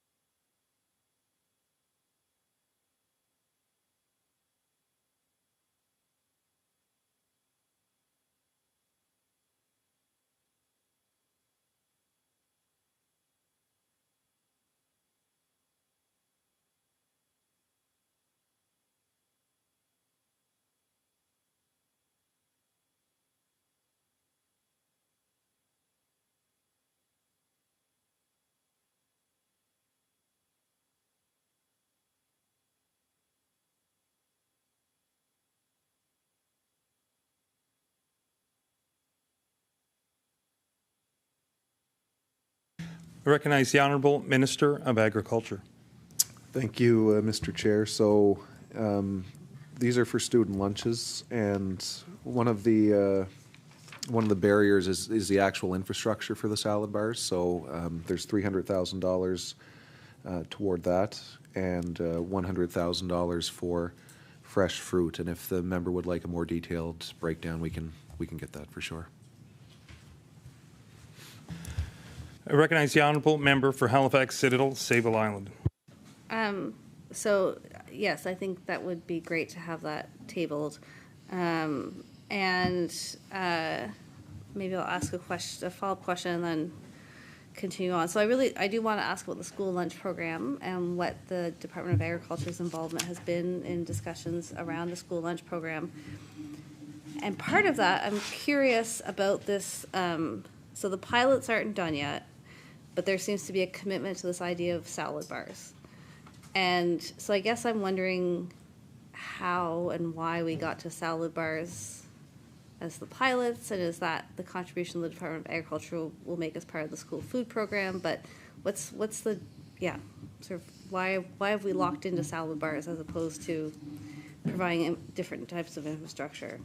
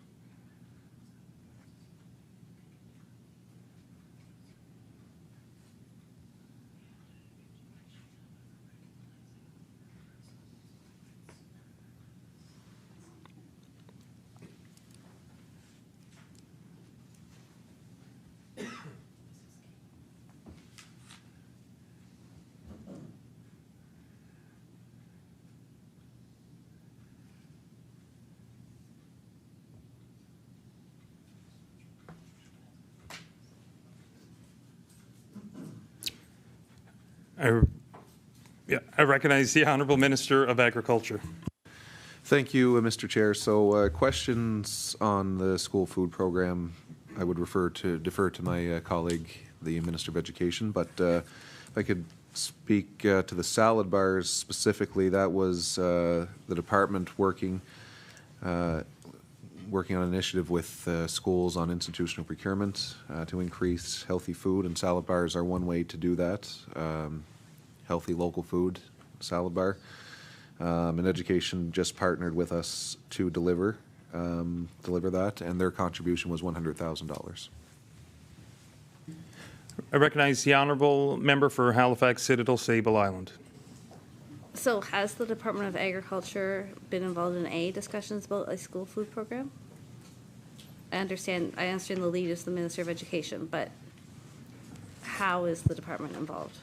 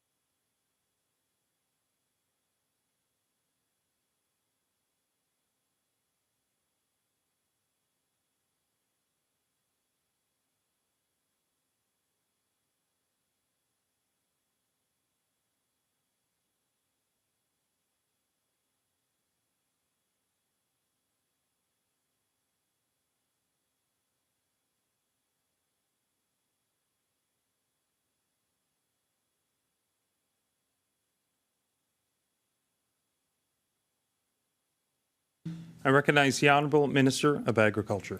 Thank you, Mr. Chair. So again, I mentioned that education is a lead on this, but we work with many departments across government to increase local food consumption, education being one. I mentioned some earlier: health, long-term care, seniors long-term care, justice, education, advanced education.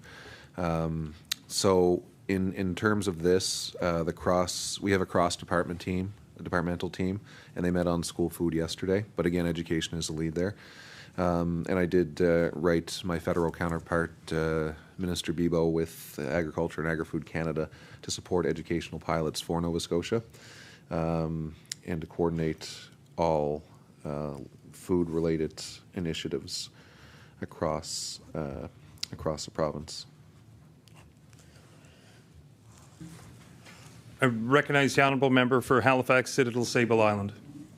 So I'm hoping to ask some questions that go a bit faster. Do you, Minister, support extending MSI coverage to temporary foreign workers in either of the agricultural streams? So that's a yes or no question.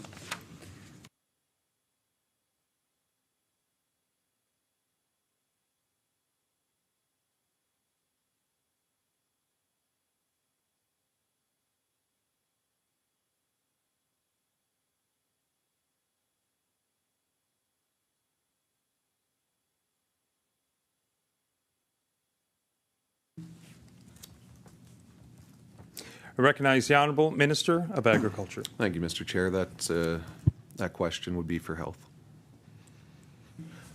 I recognize the Honourable Member for Halifax Citadel Sable Island. I guess I'm curious, I would invite the Minister to share any thoughts that he has about the program and what he's heard in the sector. Is it a priority for producers, for instance, to have MSI coverage for their temporary foreign workers?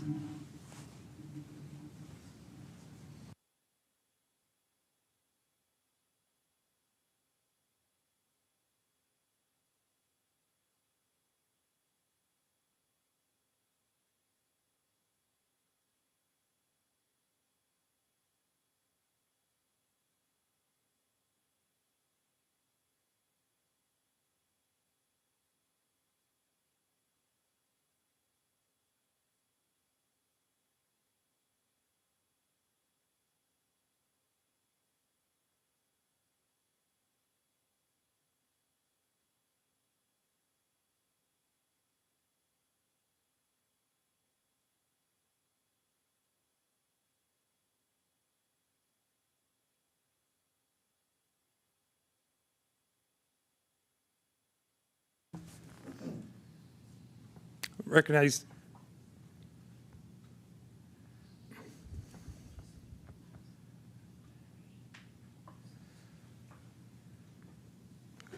I recognize the Honourable Minister of Agriculture.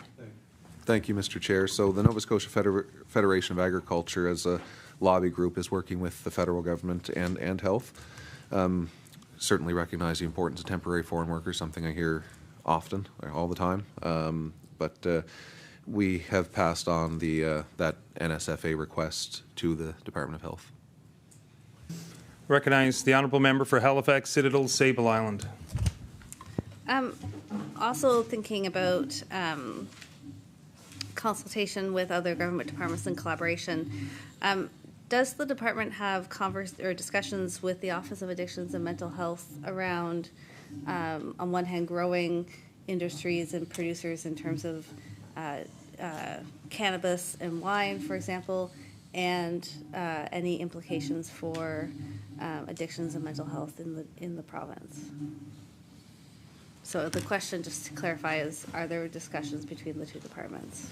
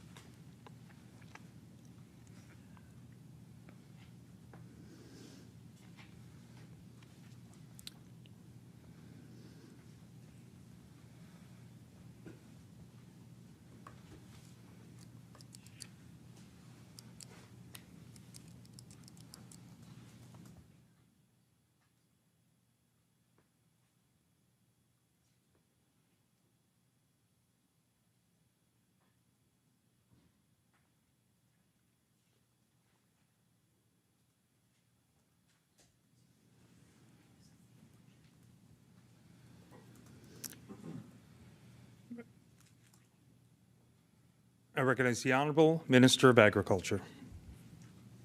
Thank you, Mr. Chair.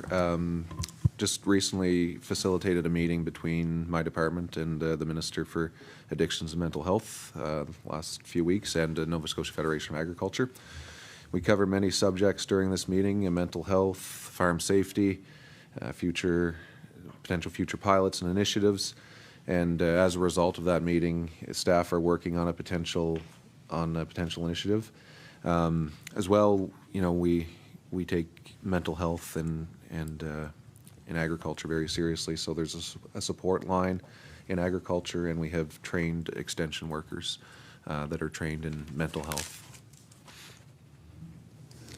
I recognize the Honourable Member for Halifax, Citadel, Sable Island. One of the things that I've heard, I'm sure you have heard too, from industry groups and producers, is concerned about access to vet services in Nova Scotia. And I'm wondering if the department is working on that, and is there a budgetary allocation to that work on enhancing veterinary services in Nova Scotia?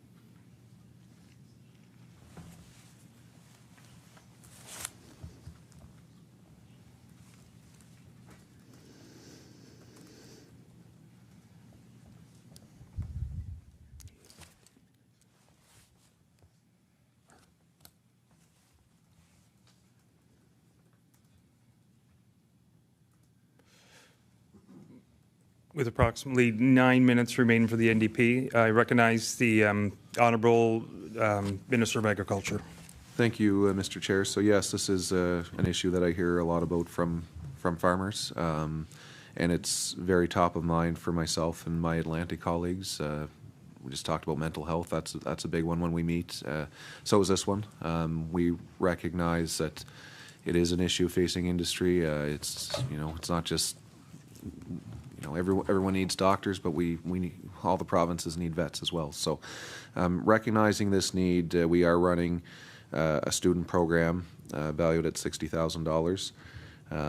AVC also has student initiatives and strategies in place. And as I mentioned, the Atlantic Ministers meeting, we did meet with AVC, or at AVC with them in September. And as a result of that, we delegated to our deputies to form a working group and to continue to look at this issue. The Herd Health has $1 million program as well to get vets to farms. As well, the department is a part of an industry-led working group on this important issue. I recognize the Honourable Member for Halifax, Citadel, Sable Island. Another issue that was I think a resolution from this year at the Nova Scotia Federation of Agriculture General Meeting was around access to EI for farmers. So recognizing that that's a federal issue, does the department support the expansion of EI for farmers?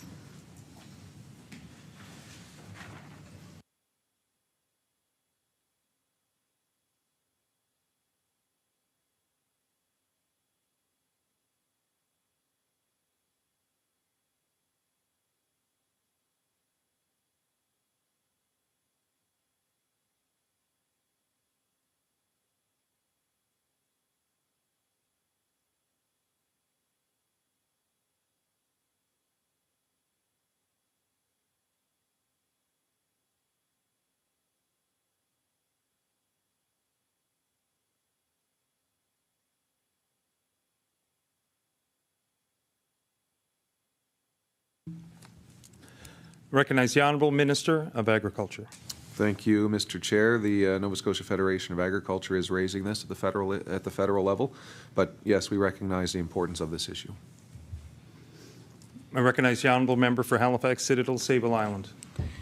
So you talked about investments in support for bee farmers, and you mentioned a $100,000 investment. Is that ongoing? And also, are there any increases in this coming year?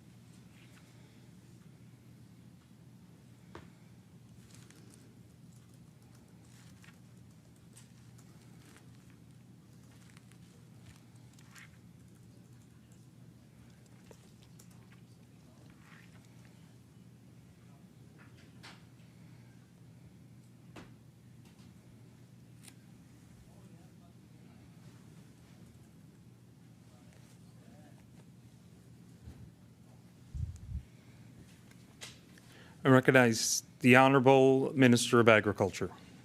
Thank you, Mr. Chair. Yes, that funding is ongoing, and there will be new programming under SCAP that bee producers would be able to apply for.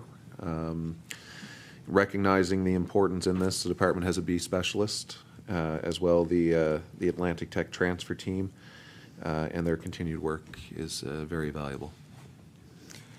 I recognize the Honourable Member for Halifax Citadel, Sable Island. You talked about investments through the community pasture program, and I'm wondering what other work the department is doing in terms of preservation of agricultural land, what other levers you see as possibilities to be used. I'm wondering, about the use of land trusts. Is that another lever that you're looking at in the department?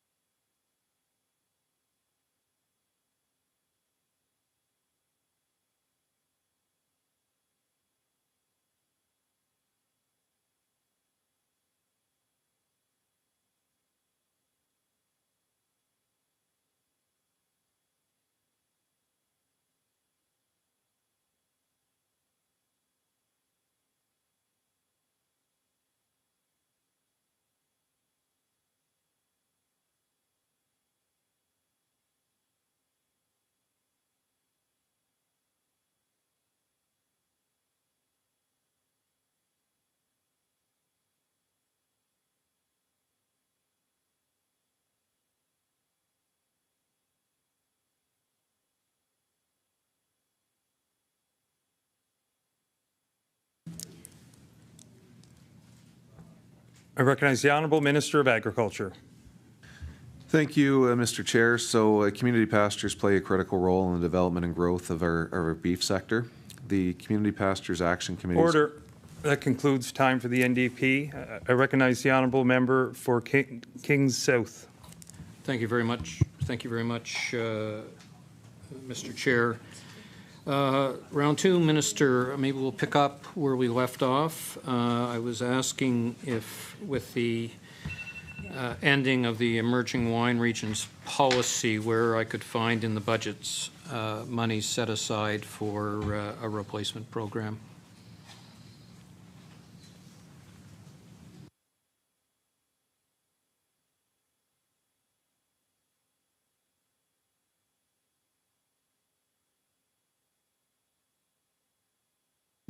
I recognize the Honourable Minister of Agriculture. Thank you, Mr. Chair. This is obviously a very complex file when you're dealing with the World Trade Organization. So we are working with our colleagues in intergovernmental affairs and finance. We've conducted extensive industry engagement, and we do expect to have a program soon, but it is the funding for this is not in the budget as of yet. I recognize the Honourable Member for Kings South. Thank you, Mr. Chair. So no money's in the budget. Have you consulted with industry on this replacement program? How many meetings have you personally had with the industry to work through this issue?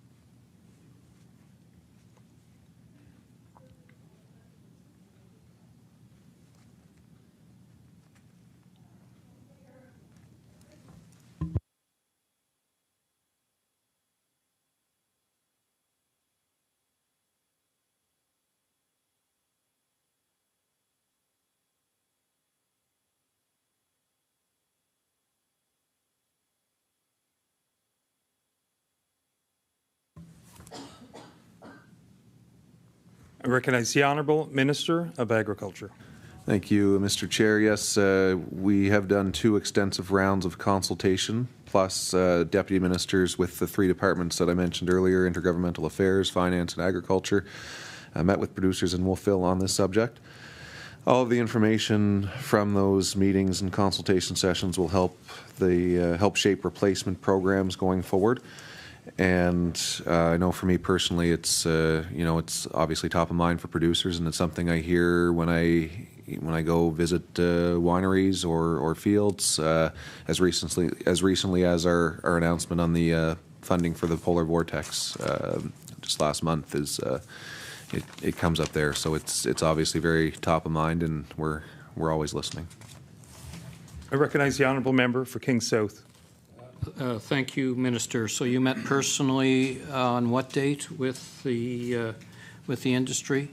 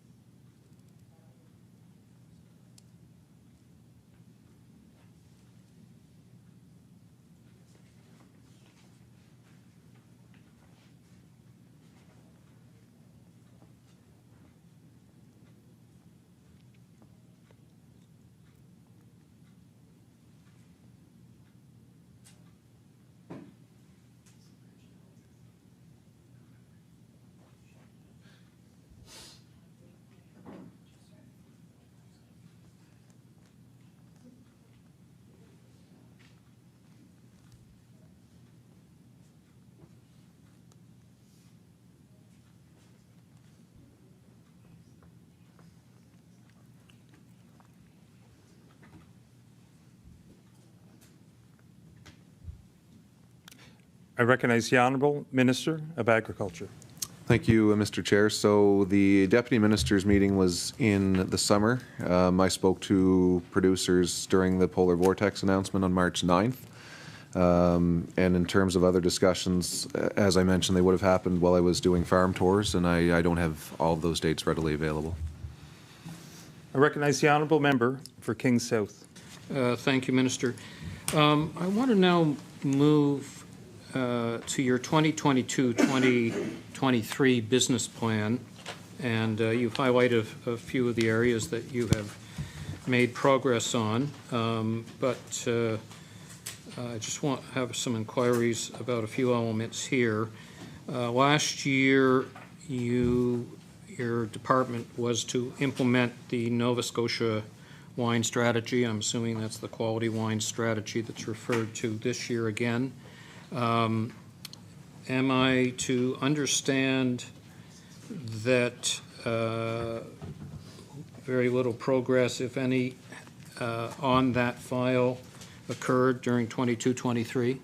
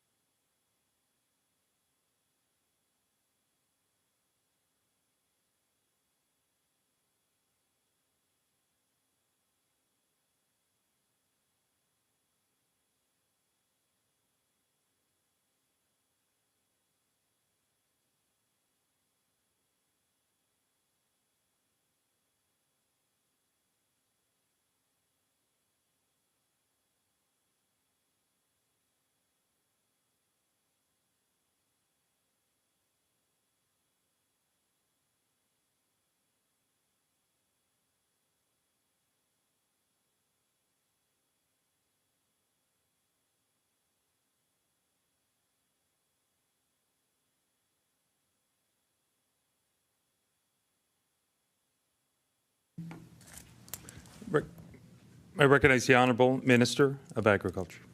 Thank you, Mr. Chair. So industry have actually asked us to wait on the Quality Wine Standards Program and to put our full attention on the replacement for the Emerging Wines Replacement Program and Polar Vortex. So at their request, those two items have been our focus. I recognize the Honourable Member for Kings South. Thank you, Minister. When did they make that request?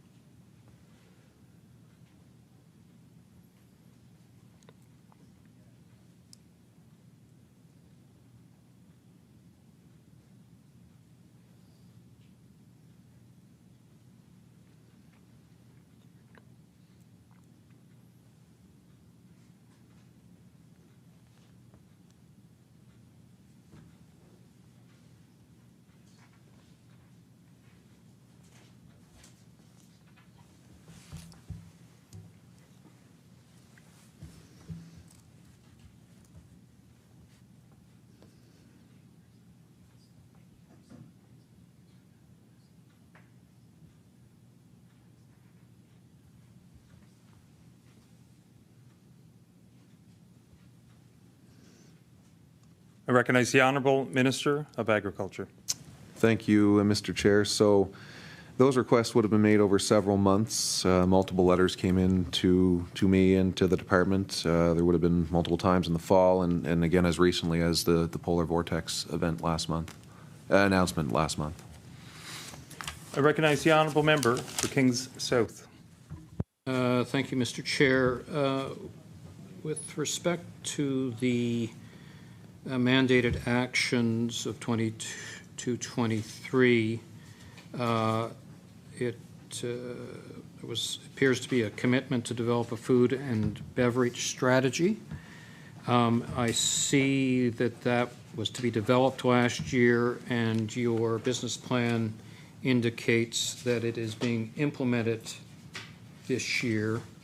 When will this strategy be released? I'm not sure that I've seen it.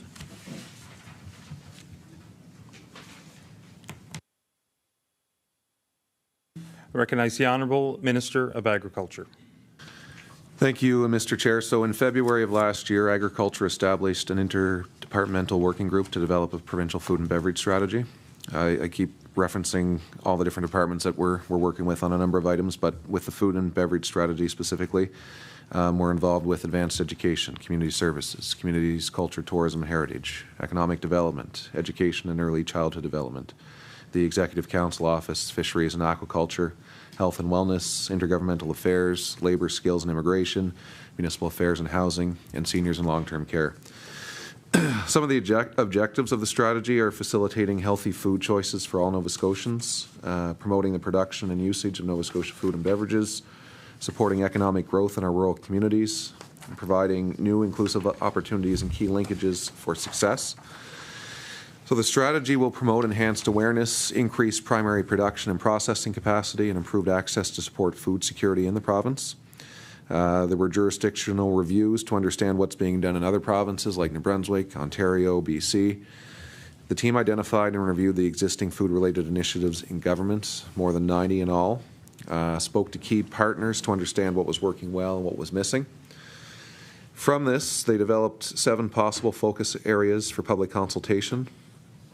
So these 7 were food access infrastructure, food security initiatives, collaborative food networks, capacity building for underrepresented groups, marketing of local products, targeted production support, and food processing expansion. Public consultation for this was amazing response. More than 1,900 people provided feedback.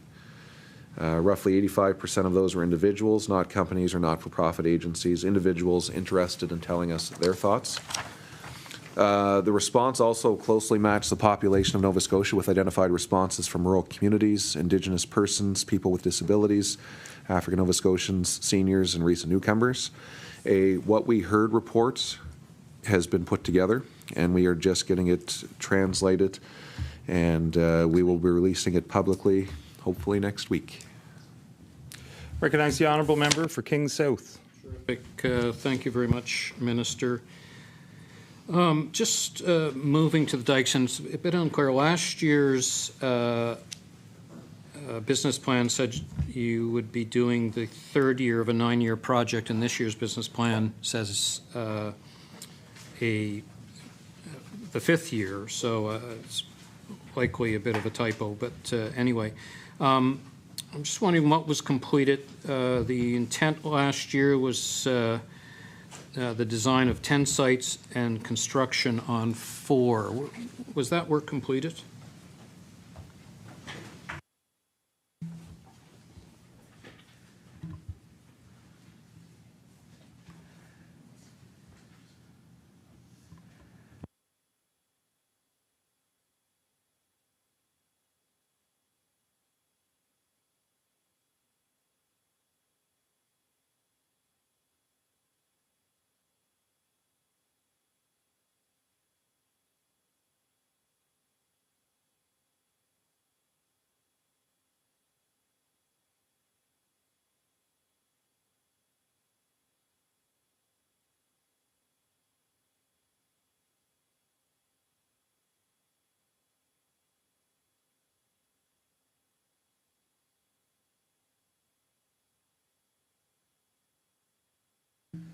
Recognize the Honourable Minister for Agriculture.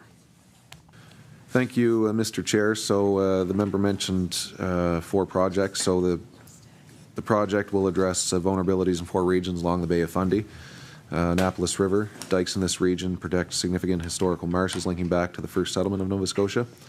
Southern Bight, dikes in this region protect more than 6,000 acres of Annapolis Valley agricultural land.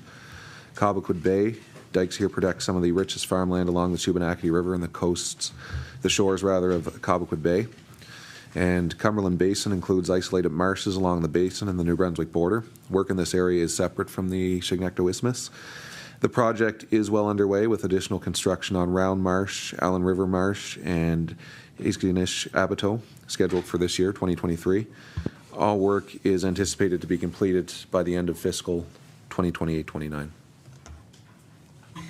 I recognize the honourable member for Halifax Citadel Sable. Oh, sorry. I recognize the honourable minister or honourable member for King South. Sorry, I left on you. Yeah. Thank you, Madam Chair. As well, last year, the department committed to finalize business plans for the community pasture cooperatives. Is this completed?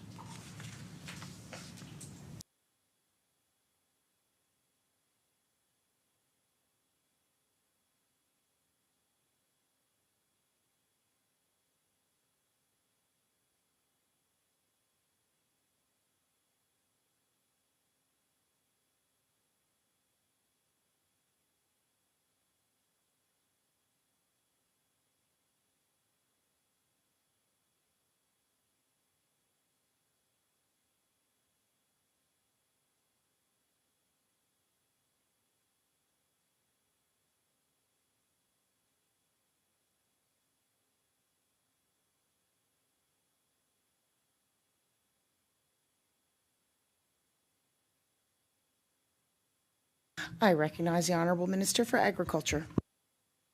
Thank you, Madam Chair. Welcome back. Thank you. Yes, and 7 of the pastures have plans. I recognize the honourable member for King South.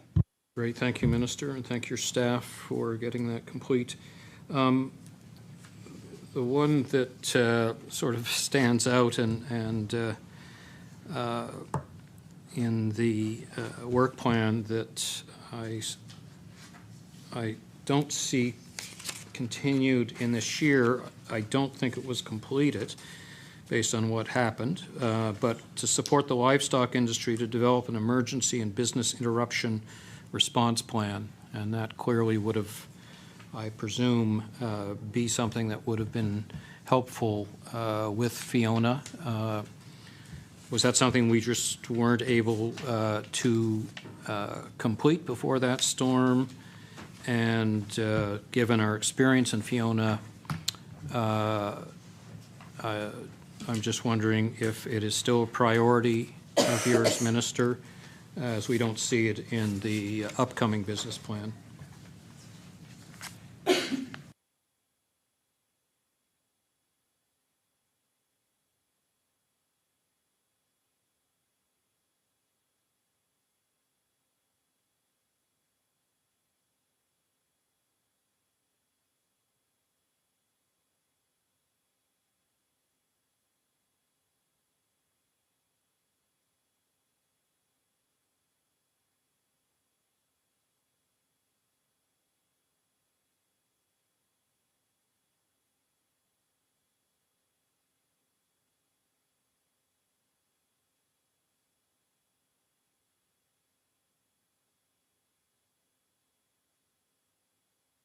I recognize the Honourable Minister of Agriculture.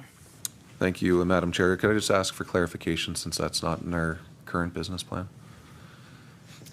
I recognize the Honourable Member for King South.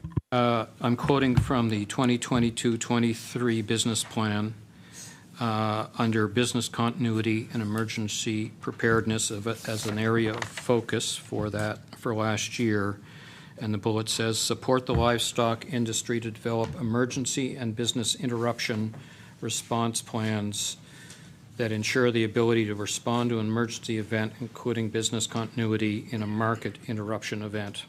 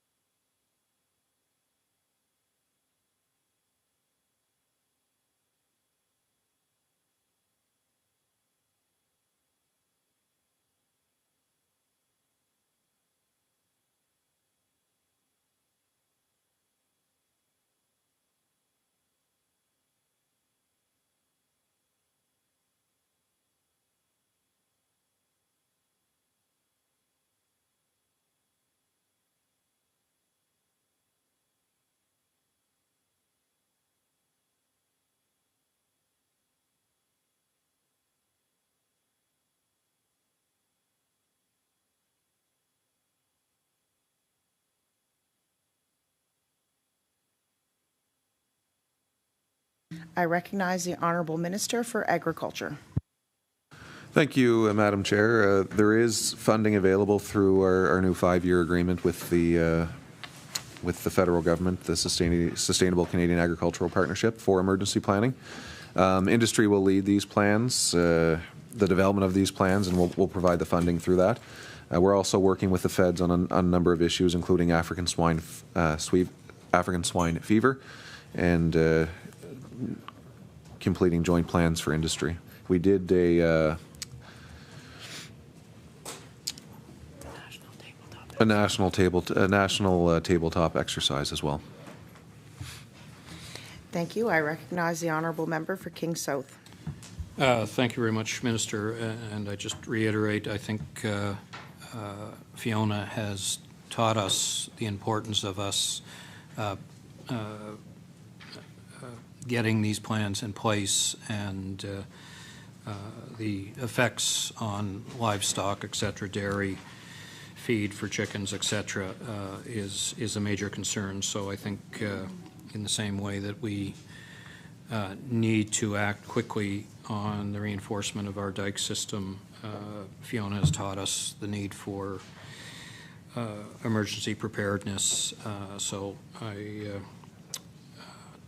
industry will take the lead. I hope that the minister will do everything in his power to make sure that moves along for everyone.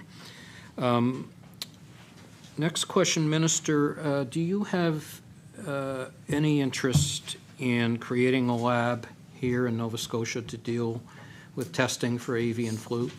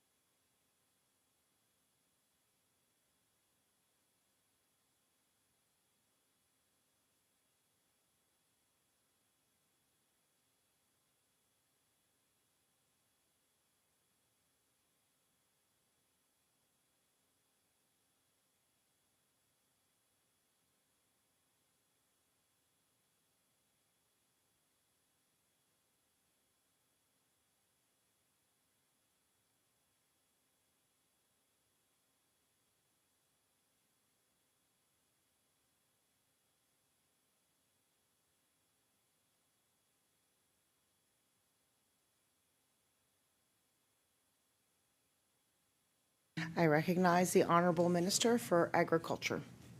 Thank you, Madam Chair. So an outbreak of avian influenza can be very serious and challenging. That's why we work with CFIA, the Canadian Food Inspection Agency, and producers to contain the spread and help them get through this. Includes strong biosecurity practices to protect their birds and food products they produce.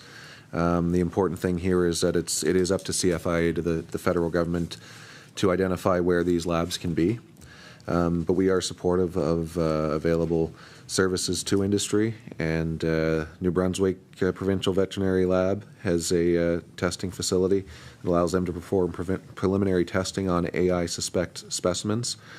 Confirmatory testing is performed at the National Centre for Foreign Animal Disease Laboratory in Winnipeg, but this is another area where Atlantic cooperation comes into play, and we're very supportive.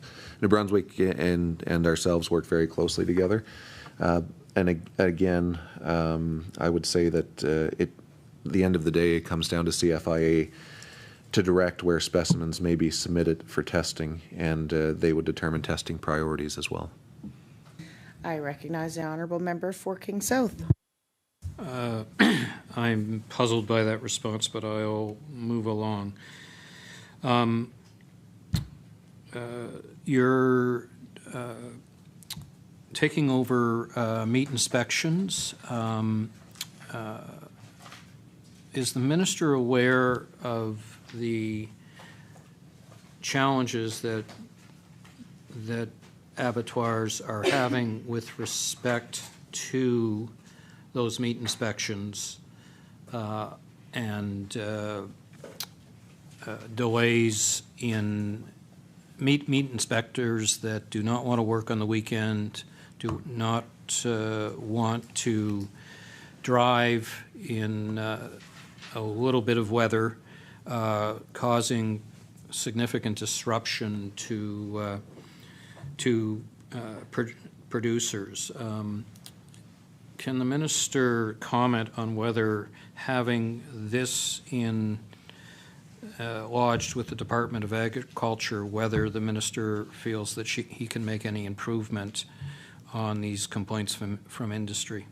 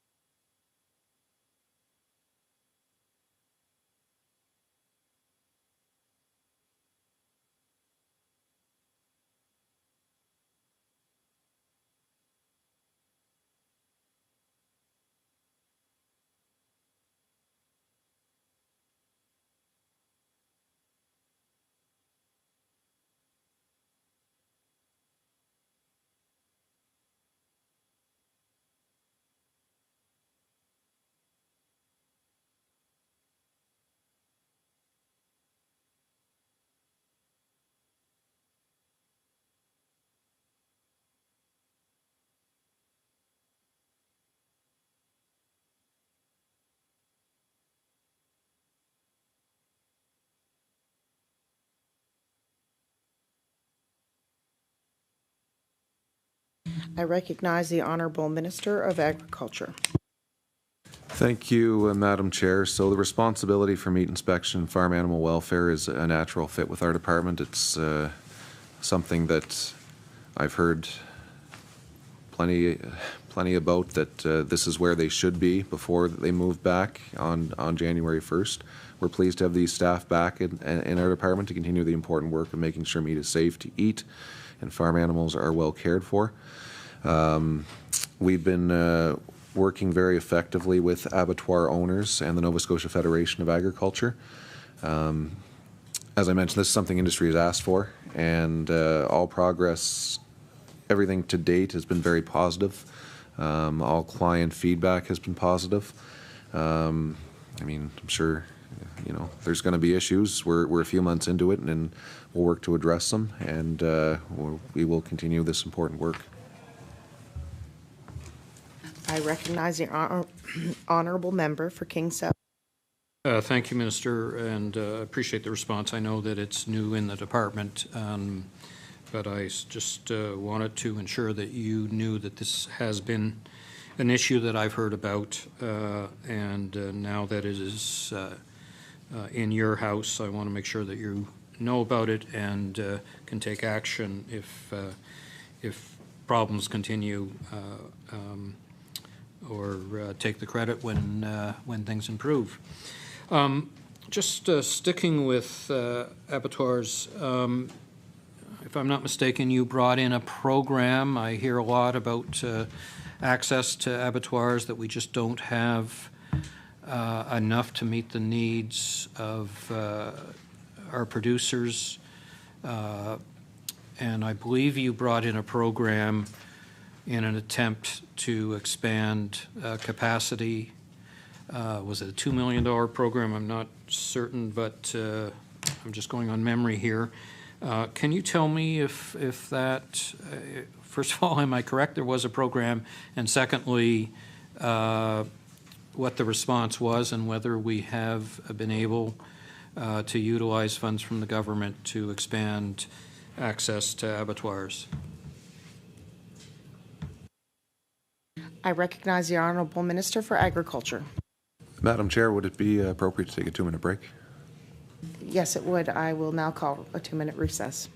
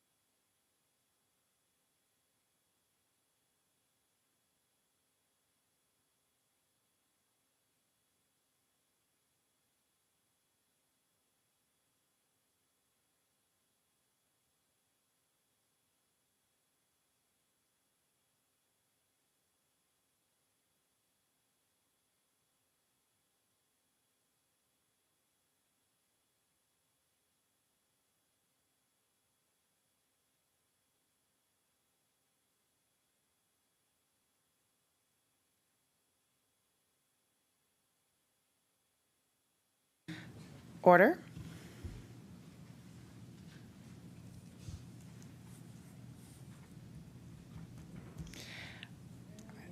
I think, yeah, I think the,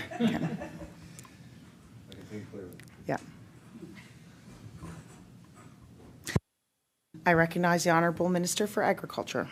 Thank you, Madam Chair. Yeah, so we did have a $500,000 program that received 30 applications, and as well, the Atlantic deputies are also leading a self-sufficiency working group and evaluating processing capacity. I recognize the Honourable Member for King South. Thank you. So of the $500,000, how much money went out, and can you clarify how much expansion has taken place?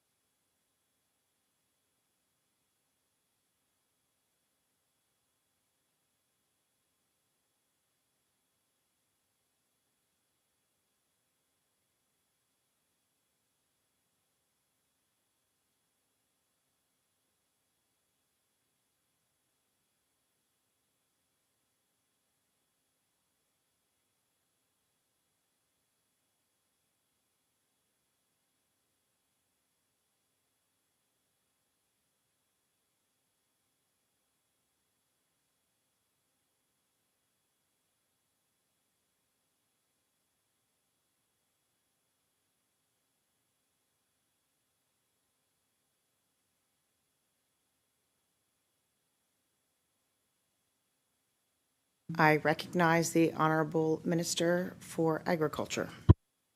Thank you, Madam Chair. So of that $500,000, 300,000 has already went out, and more is expected. And expansion would be varied by the project initiative. I recognize the Honourable Member for King South. So are you, you're carrying forward with the program into the new fiscal year. Are you topping up that program to $500,000 for this new fiscal year?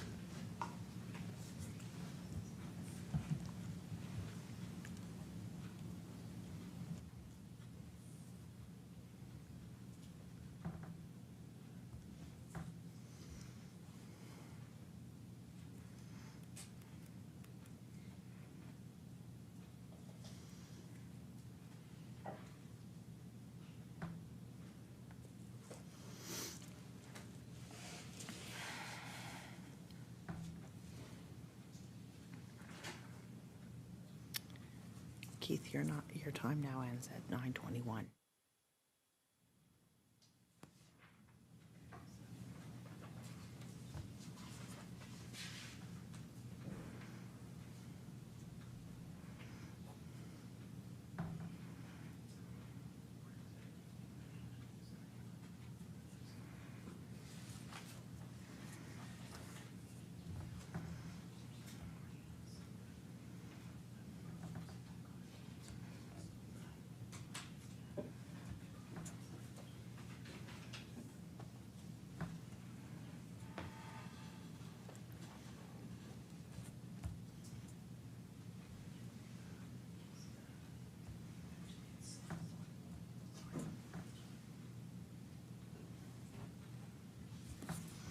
I recognize the Honourable Minister for Agriculture.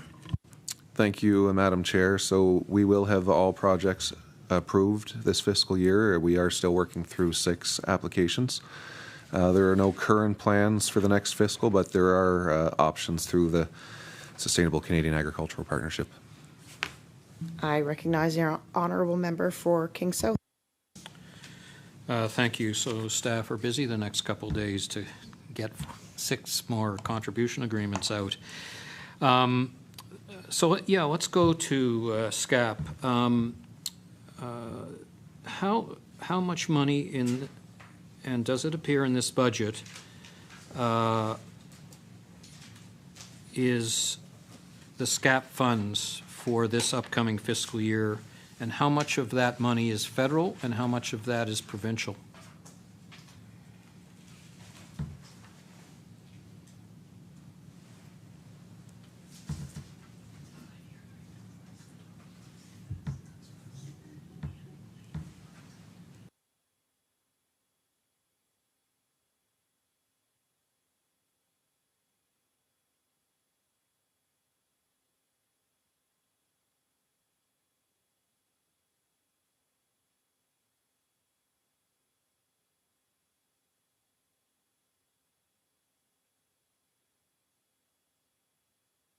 I recognize the honourable member for Agriculture. Minister. Thank you. Thank you, Madam Chair, and thank you for the question. So it referenced this before, but in July we reached an agreement in principle with our federal, provincial, and territorial counterparts for the Sustainable Canadian Agricultural Partnership. So this means $9.25 million in funding for Nova Scotia producers. That's a 25% increase from the last agreement, and increases within our business risk management programs as well. So the breakdown through the 5-year agreement is a total of $46 million, 250,000. So the breakdown is from the feds 27 million, almost 28 million, for the province 18.5 million through the 5 years. Annually, as I mentioned, that works out to 9.25 million. And so of that annual contribution, the feds are roughly 5.5 million, and we are 3.7 million. And I guess what you would see in the budget itself is a total of 8.5 million. The feds would contribute 4.8, and we would be 3.7 of that. That's, yes. So the federal government keeps $721,000 to spend on Nova Scotia. Federally attributed funds, yeah. Yeah. I recognize the honourable member for King South. All right, so the increase this year over last year from the federal government, you said that they are now putting in 4.8. So what would they have put in under the old cap in the last fiscal year?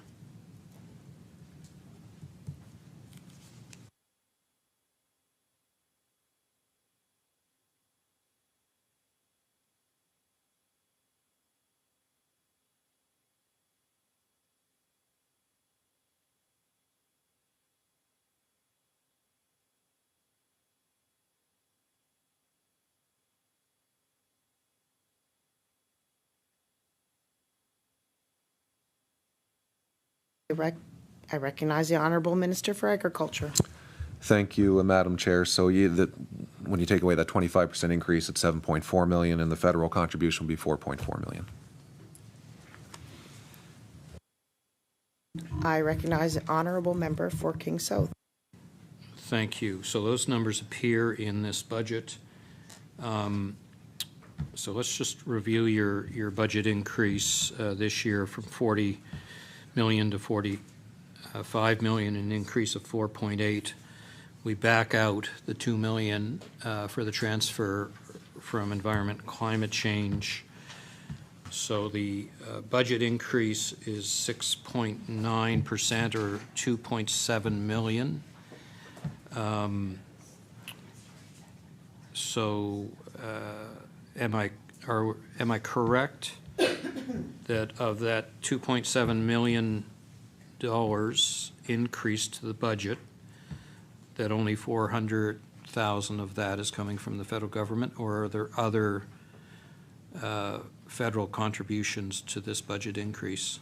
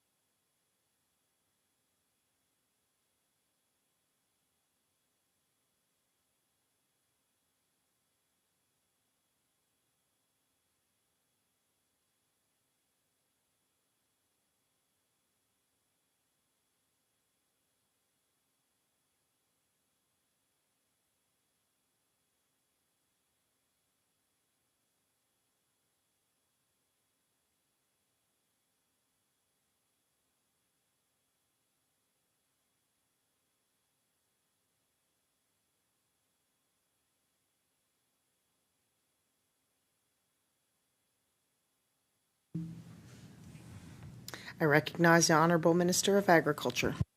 Thank you, Madam Chair. There are no other federal increases. I recognize the Honourable Member for King South. Thank you, Minister, and it's part of the budget that I don't generally get into, but am I correct that, well, maybe you could educate me here. The general revenue fund, the ordinary revenue summary is showing 5.36 million for agriculture, and the ordinary recoveries are 6.45. Could you just provide a bit of information on those two numbers and what that is actually saying in your budget documents?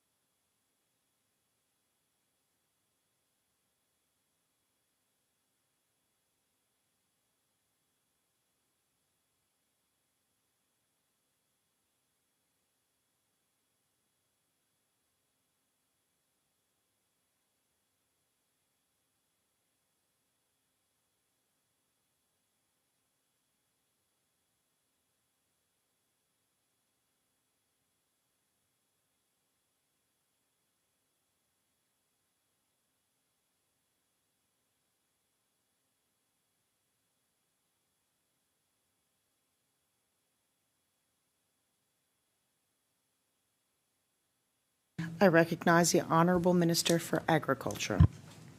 Thank you, Madam Chair. So that 5.6 million is a combination of federal recovery, I can say the vast majority of that, and there's also some third party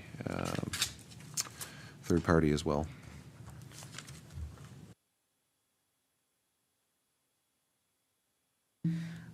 I recognize the Honourable Member for King South. The 5.36, is that what you're talking about in the ordinary general revenue fund, ordinary revenue? You said 5.6, so one number was 6.4 and the other was 5.36.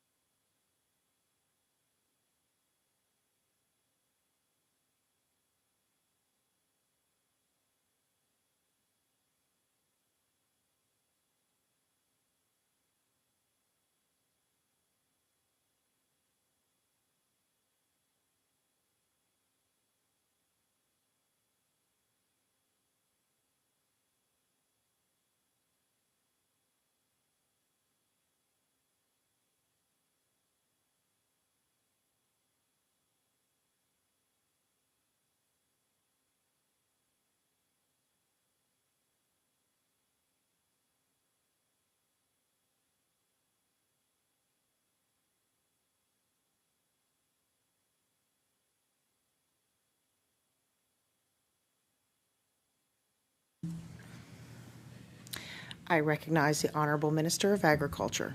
Thank you, Madam Chair. Just for clarification, is through you, is the member asking on revenue or ordinary recovery? I recognize the Honourable Member for King South. Thank you. Yeah, I was asking on them both in terms of understanding, one has gone up 300,000, the other one has gone up 800,000. Just trying to get a sense of where those increases are coming from.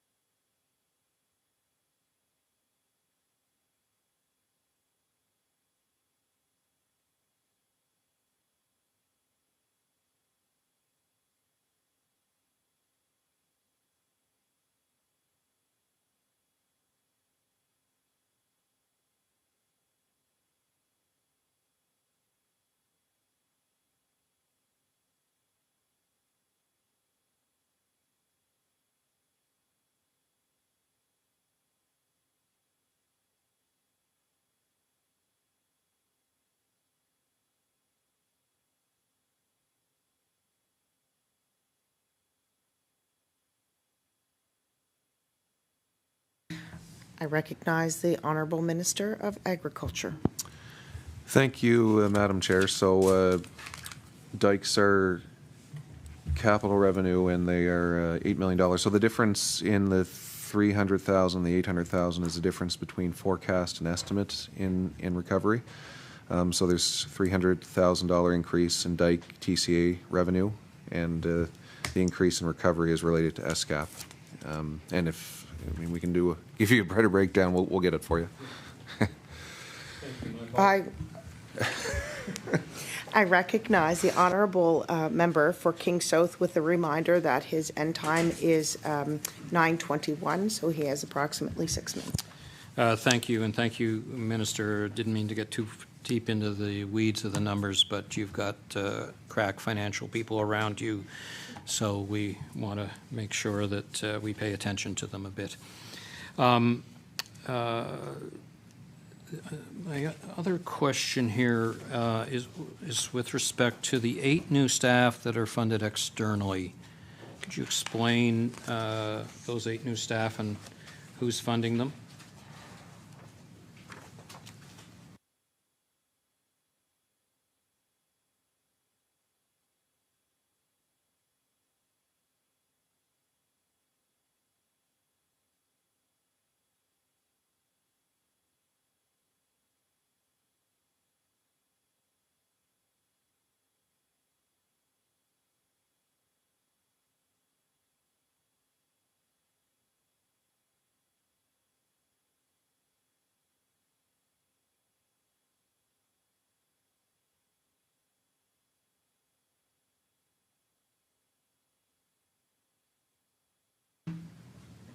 I recognize the Honourable Minister of Agriculture. Thank you, Madam Chair. So this is, again, through the Sustainable Canadian Agricultural Partnership, so the new policy framework. We cost share these positions with the federal government. So this is a new policy, these are new positions. I recognize the Honourable Member for King South. Thank you. So they have doubled how many staff that they are covering. Is that in essence the $400,000 more that they are putting in to the department? In other words, it's not program money, additional program money that they have added, but money for staff?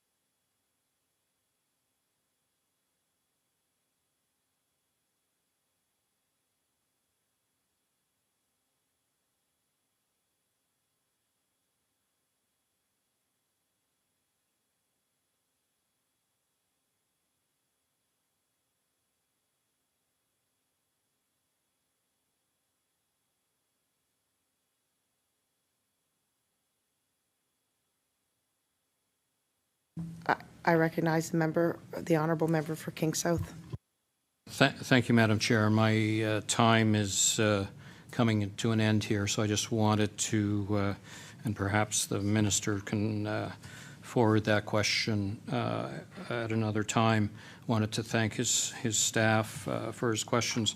And just, Minister, because I do not have enough time to kind of dive into capital, I've got a few written questions here. I'm wondering if you could look at it, and perhaps they're fairly straightforward in terms of spending on capital, whether you could have a look at that and get back to me with those answers in the next few days. Yeah. I recognize the Honourable Minister for Agriculture. Yeah, as soon as we can. Thank you. Appreciate that. I recognize the Honourable Member for King South. So again, I want to thank the Minister for responding to 2 hours of questions. I know it's challenging. I only had to go through estimates once, and you just never know what's coming. So I appreciate the work of the Minister and all of his staff that have supported him through my time here during the main estimates. So I'll now turn it over to my colleague from the NDP. I recognize the Honourable Member for Halifax Citadel, Sable Island. Thank you, Madam Chair. I'm wondering what financial supports are in the 23-24 budget for new entrants to farming.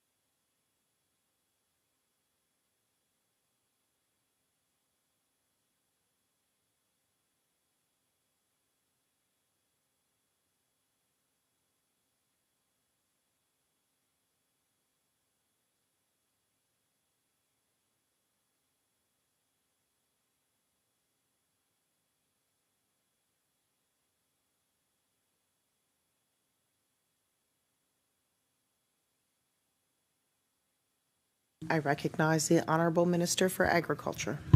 Thank you, Madam Chair. So there is $574,000 in a program called Farm Next, and there's also various initiatives that we can do through the Sustainable Canadian Agricultural Partnership. I would also take the opportunity to talk about some of our diversity initiatives, which brings diversity of new entrants as well. So I touched on some of them during my opening remarks, but we have 2 scholarships and summer internships. Grow Where You're Planted, honoring Mi'kmaq roots, Bridge into Agriculture, engaging African Nova Scotian youth in agriculture and community food security, Black youth planting their future, 902 Man Up, Resilient Agriculture, Demonstration Farm, and accessibility planning. I recognize the Honourable Member for Halifax Citadel, Sable Island.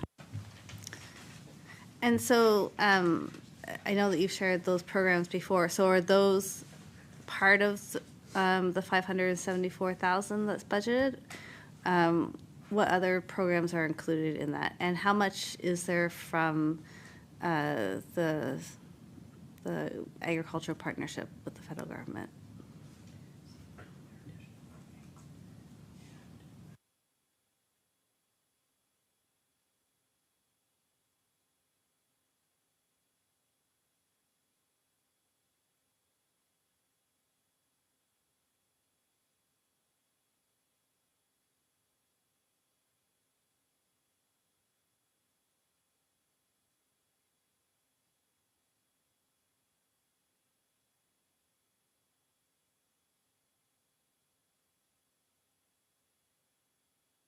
I recognize the Honourable Minister for Agriculture.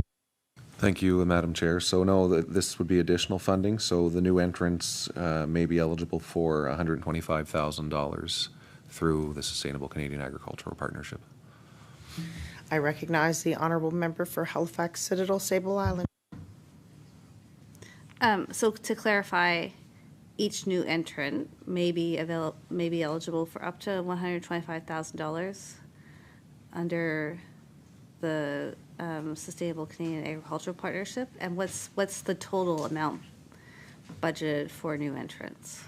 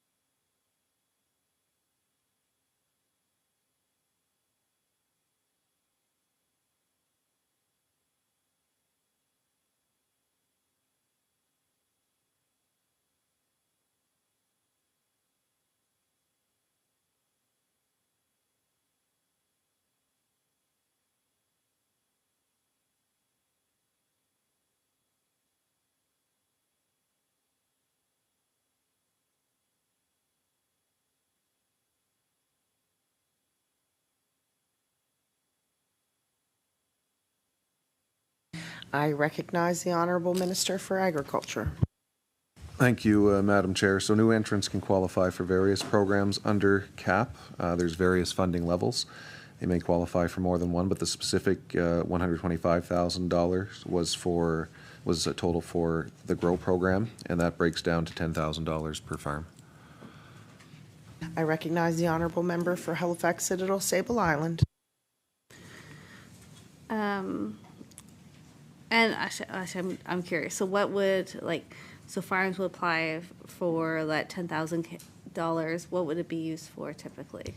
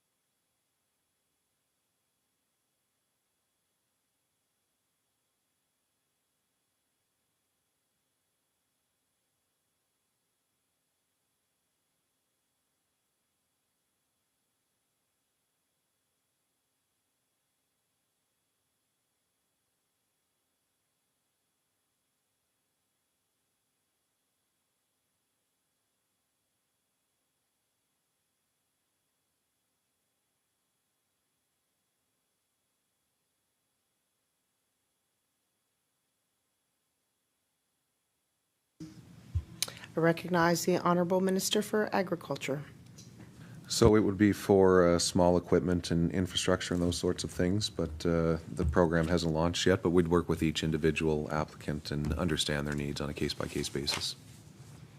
I recognize the Honourable Member for Halifax Citadel Sable Island. I'm wondering, as farmers and producers, like everyone, have been dealing with, increasing costs and the cost of living crisis, but certainly the inputs into production have increased at various rates in the agricultural sector. One area where there could be just a gesture from government in terms of recognizing the impact on farmers and producers is around farm registration rates. Is the department looking at changing farm registration rates or the scales around farm registration rates?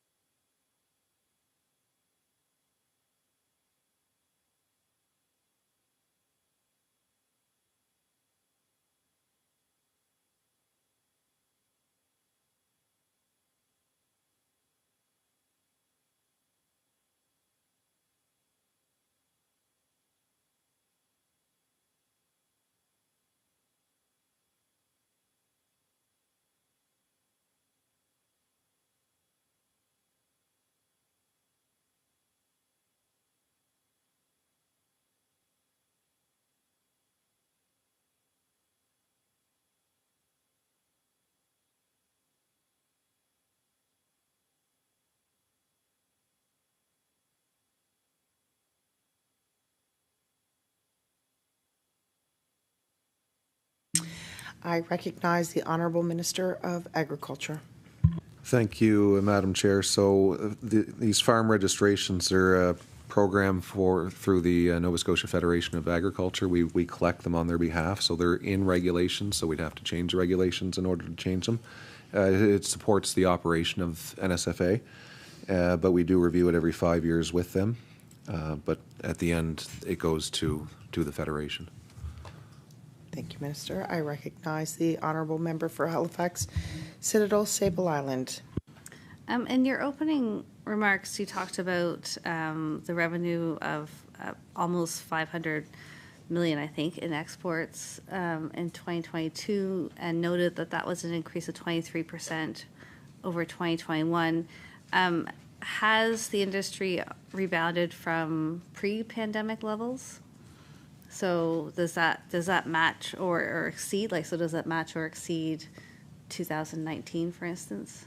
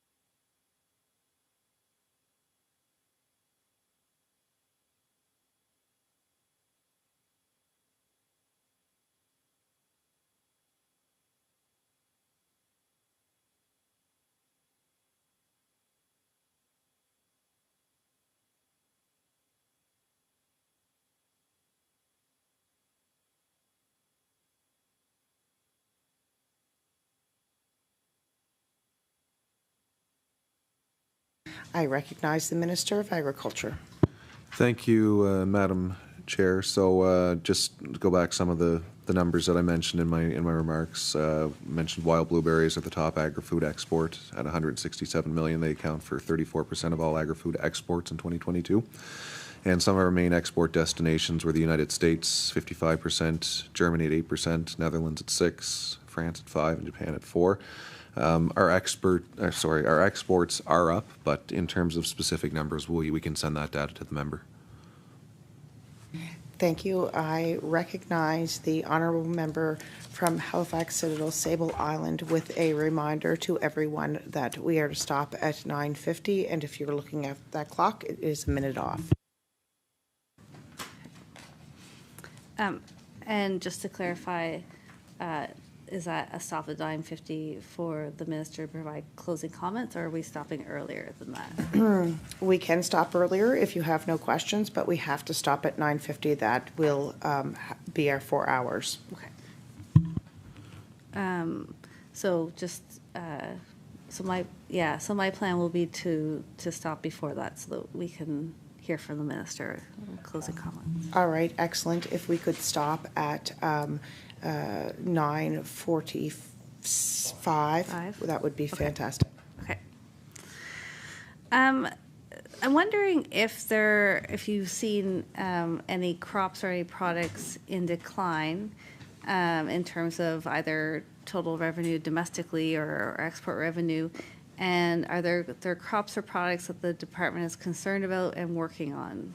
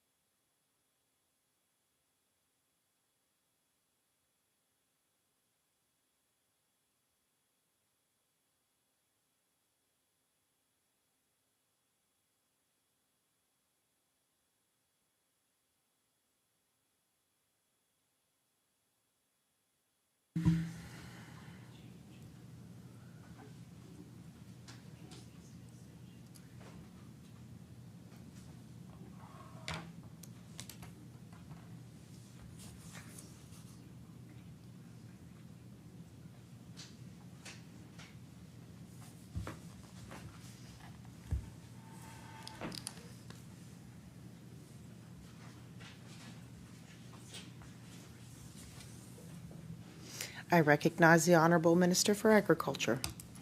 Thank you, Madam Chair. And if I could just go back to the previous question, staff have found that number, so appreciate that. So it was $367 million in 2019.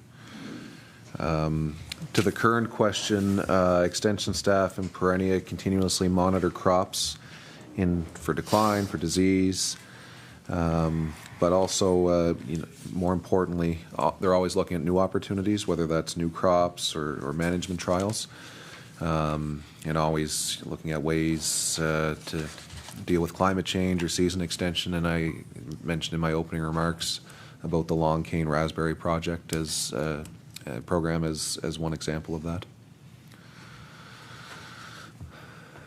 Thank you. I recognize the Honourable Member for Halifax Citadel Sable Island. Thinking about the, well, you can tell me, is the cannabis industry growing in Nova Scotia? But also thinking about, like with craft breweries and wineries, of course, businesses and farms have been able to create, amazing experiences where people can go and see the product being made and do tastings and that sort of thing, and so they're licensed to sell directly on site. And of course, it's great. It's created a whole wine trail in the Annapolis Valley and that sort of thing. Is the department in support of considering a similar approach with cannabis growers?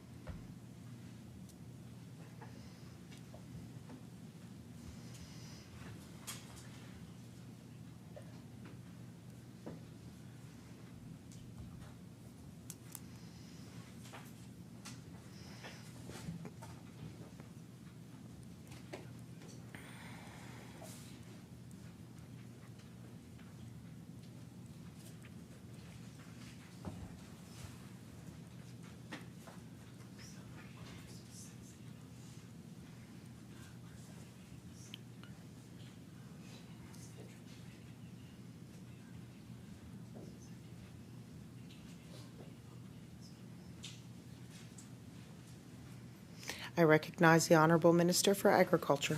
Thank you, Madam Chair. And as I mentioned in my opening remarks, cannabis came in at $60 million last year. So we are evaluating this sector.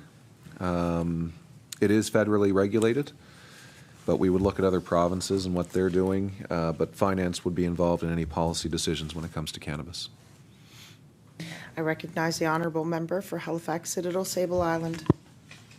Thank you. And yes, I know finance would be involved. I'm just wondering if the department was supportive of this idea. So I also wanted to ask about your collaboration with colleagues in other departments around housing issues. So as we know, housing is in crisis everywhere. You know, the Annapolis Valley this past summer, lots of folks sleeping in their cars at beaches and down roads and that sort of thing. So so it affects the labor available for farms and producers, but also it affects communities and and the entire sort of rural landscape. So I'm wondering what the department and what the minister have been doing around housing.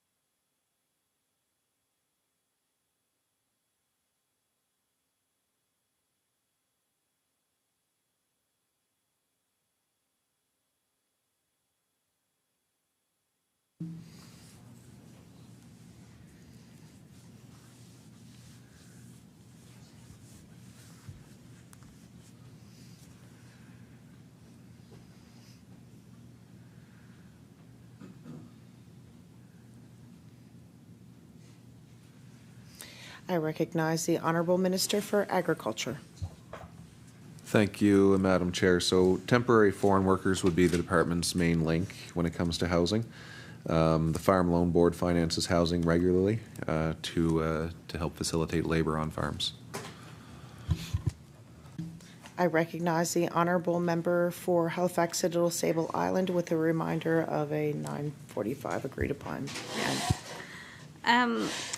feel like I don't have any simple questions left, but in terms of the protection of agricultural land, is it possible to track the percentage of land that perhaps is moved officially over from agricultural land to other purposes? Is that something that we track in the province?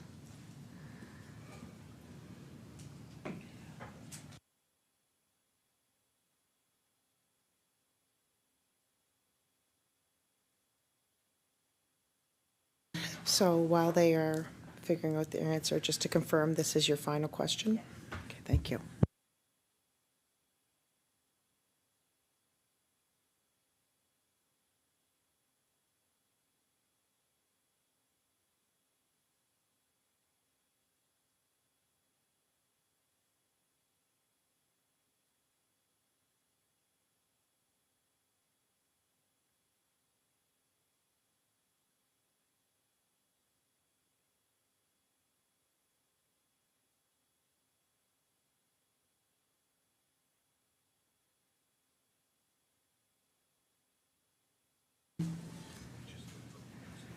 I recognize the Honourable Minister for Agriculture. Thank you, Madam Chair. So the land is tracked at the municipal level, and they would be able to provide that data. Okay, with that being stated, we have now 4 minutes and 40 seconds for closing statements and to go over our work. Thank you, Madam Chair. I guess I would just wrap up by thanking the members for their questions, and I just say in general, it's been a heck of a year in agriculture. There's been some real challenges. You go back to Fiona, and we talked about the polar vortex, rising costs, but I am always energized by the resiliency of our industry and how they always bounce back and continue to provide such an important work to our province and outside our province, export markets, those sorts of things. So that it just continues to blow me away. No matter what challenges they face, they always rise above it. And when I talk about things that have happened this year, I really believe, I'm biased, but I do have the best staff in government, and I know how hard they've been working through SCAP, through Fiona, through the polar vortex, emerging wines region policy, the budget process, all of those things. So they've been going nonstop right up until this point, and I know the member for King South mentioned earlier about them having 3 or 4 days to get 6 applications in, and by golly, they'll do it. They'll be working day and night to get it done, to be done before the end of the fiscal year. So I can't thank the staff in my department enough for all they do. So with that, be it resolved that a sum not exceeding $45,350,000 be granted to the Lieutenant Governor to defray expenses in respect to the Department of Agriculture pursuant to the estimate.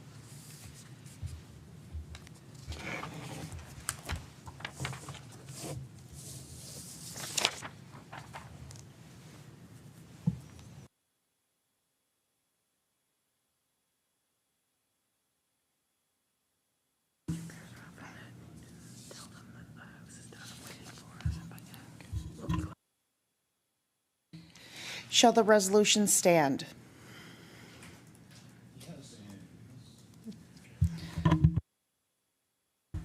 The resolution has stood. I would like to thank everybody as well with great questions, and also the Minister and the Minister's staff. Really appreciate your time. It is now 9:48. That concludes the subcommittee's consideration of estimates for today. The subcommittee will resume consideration when the House again resolves into committee of the whole on supply. Just a note, they finished over there at 9:43 and are waiting for us, so they will, and had been waiting for us to finish this up. So I suggest to go quickly.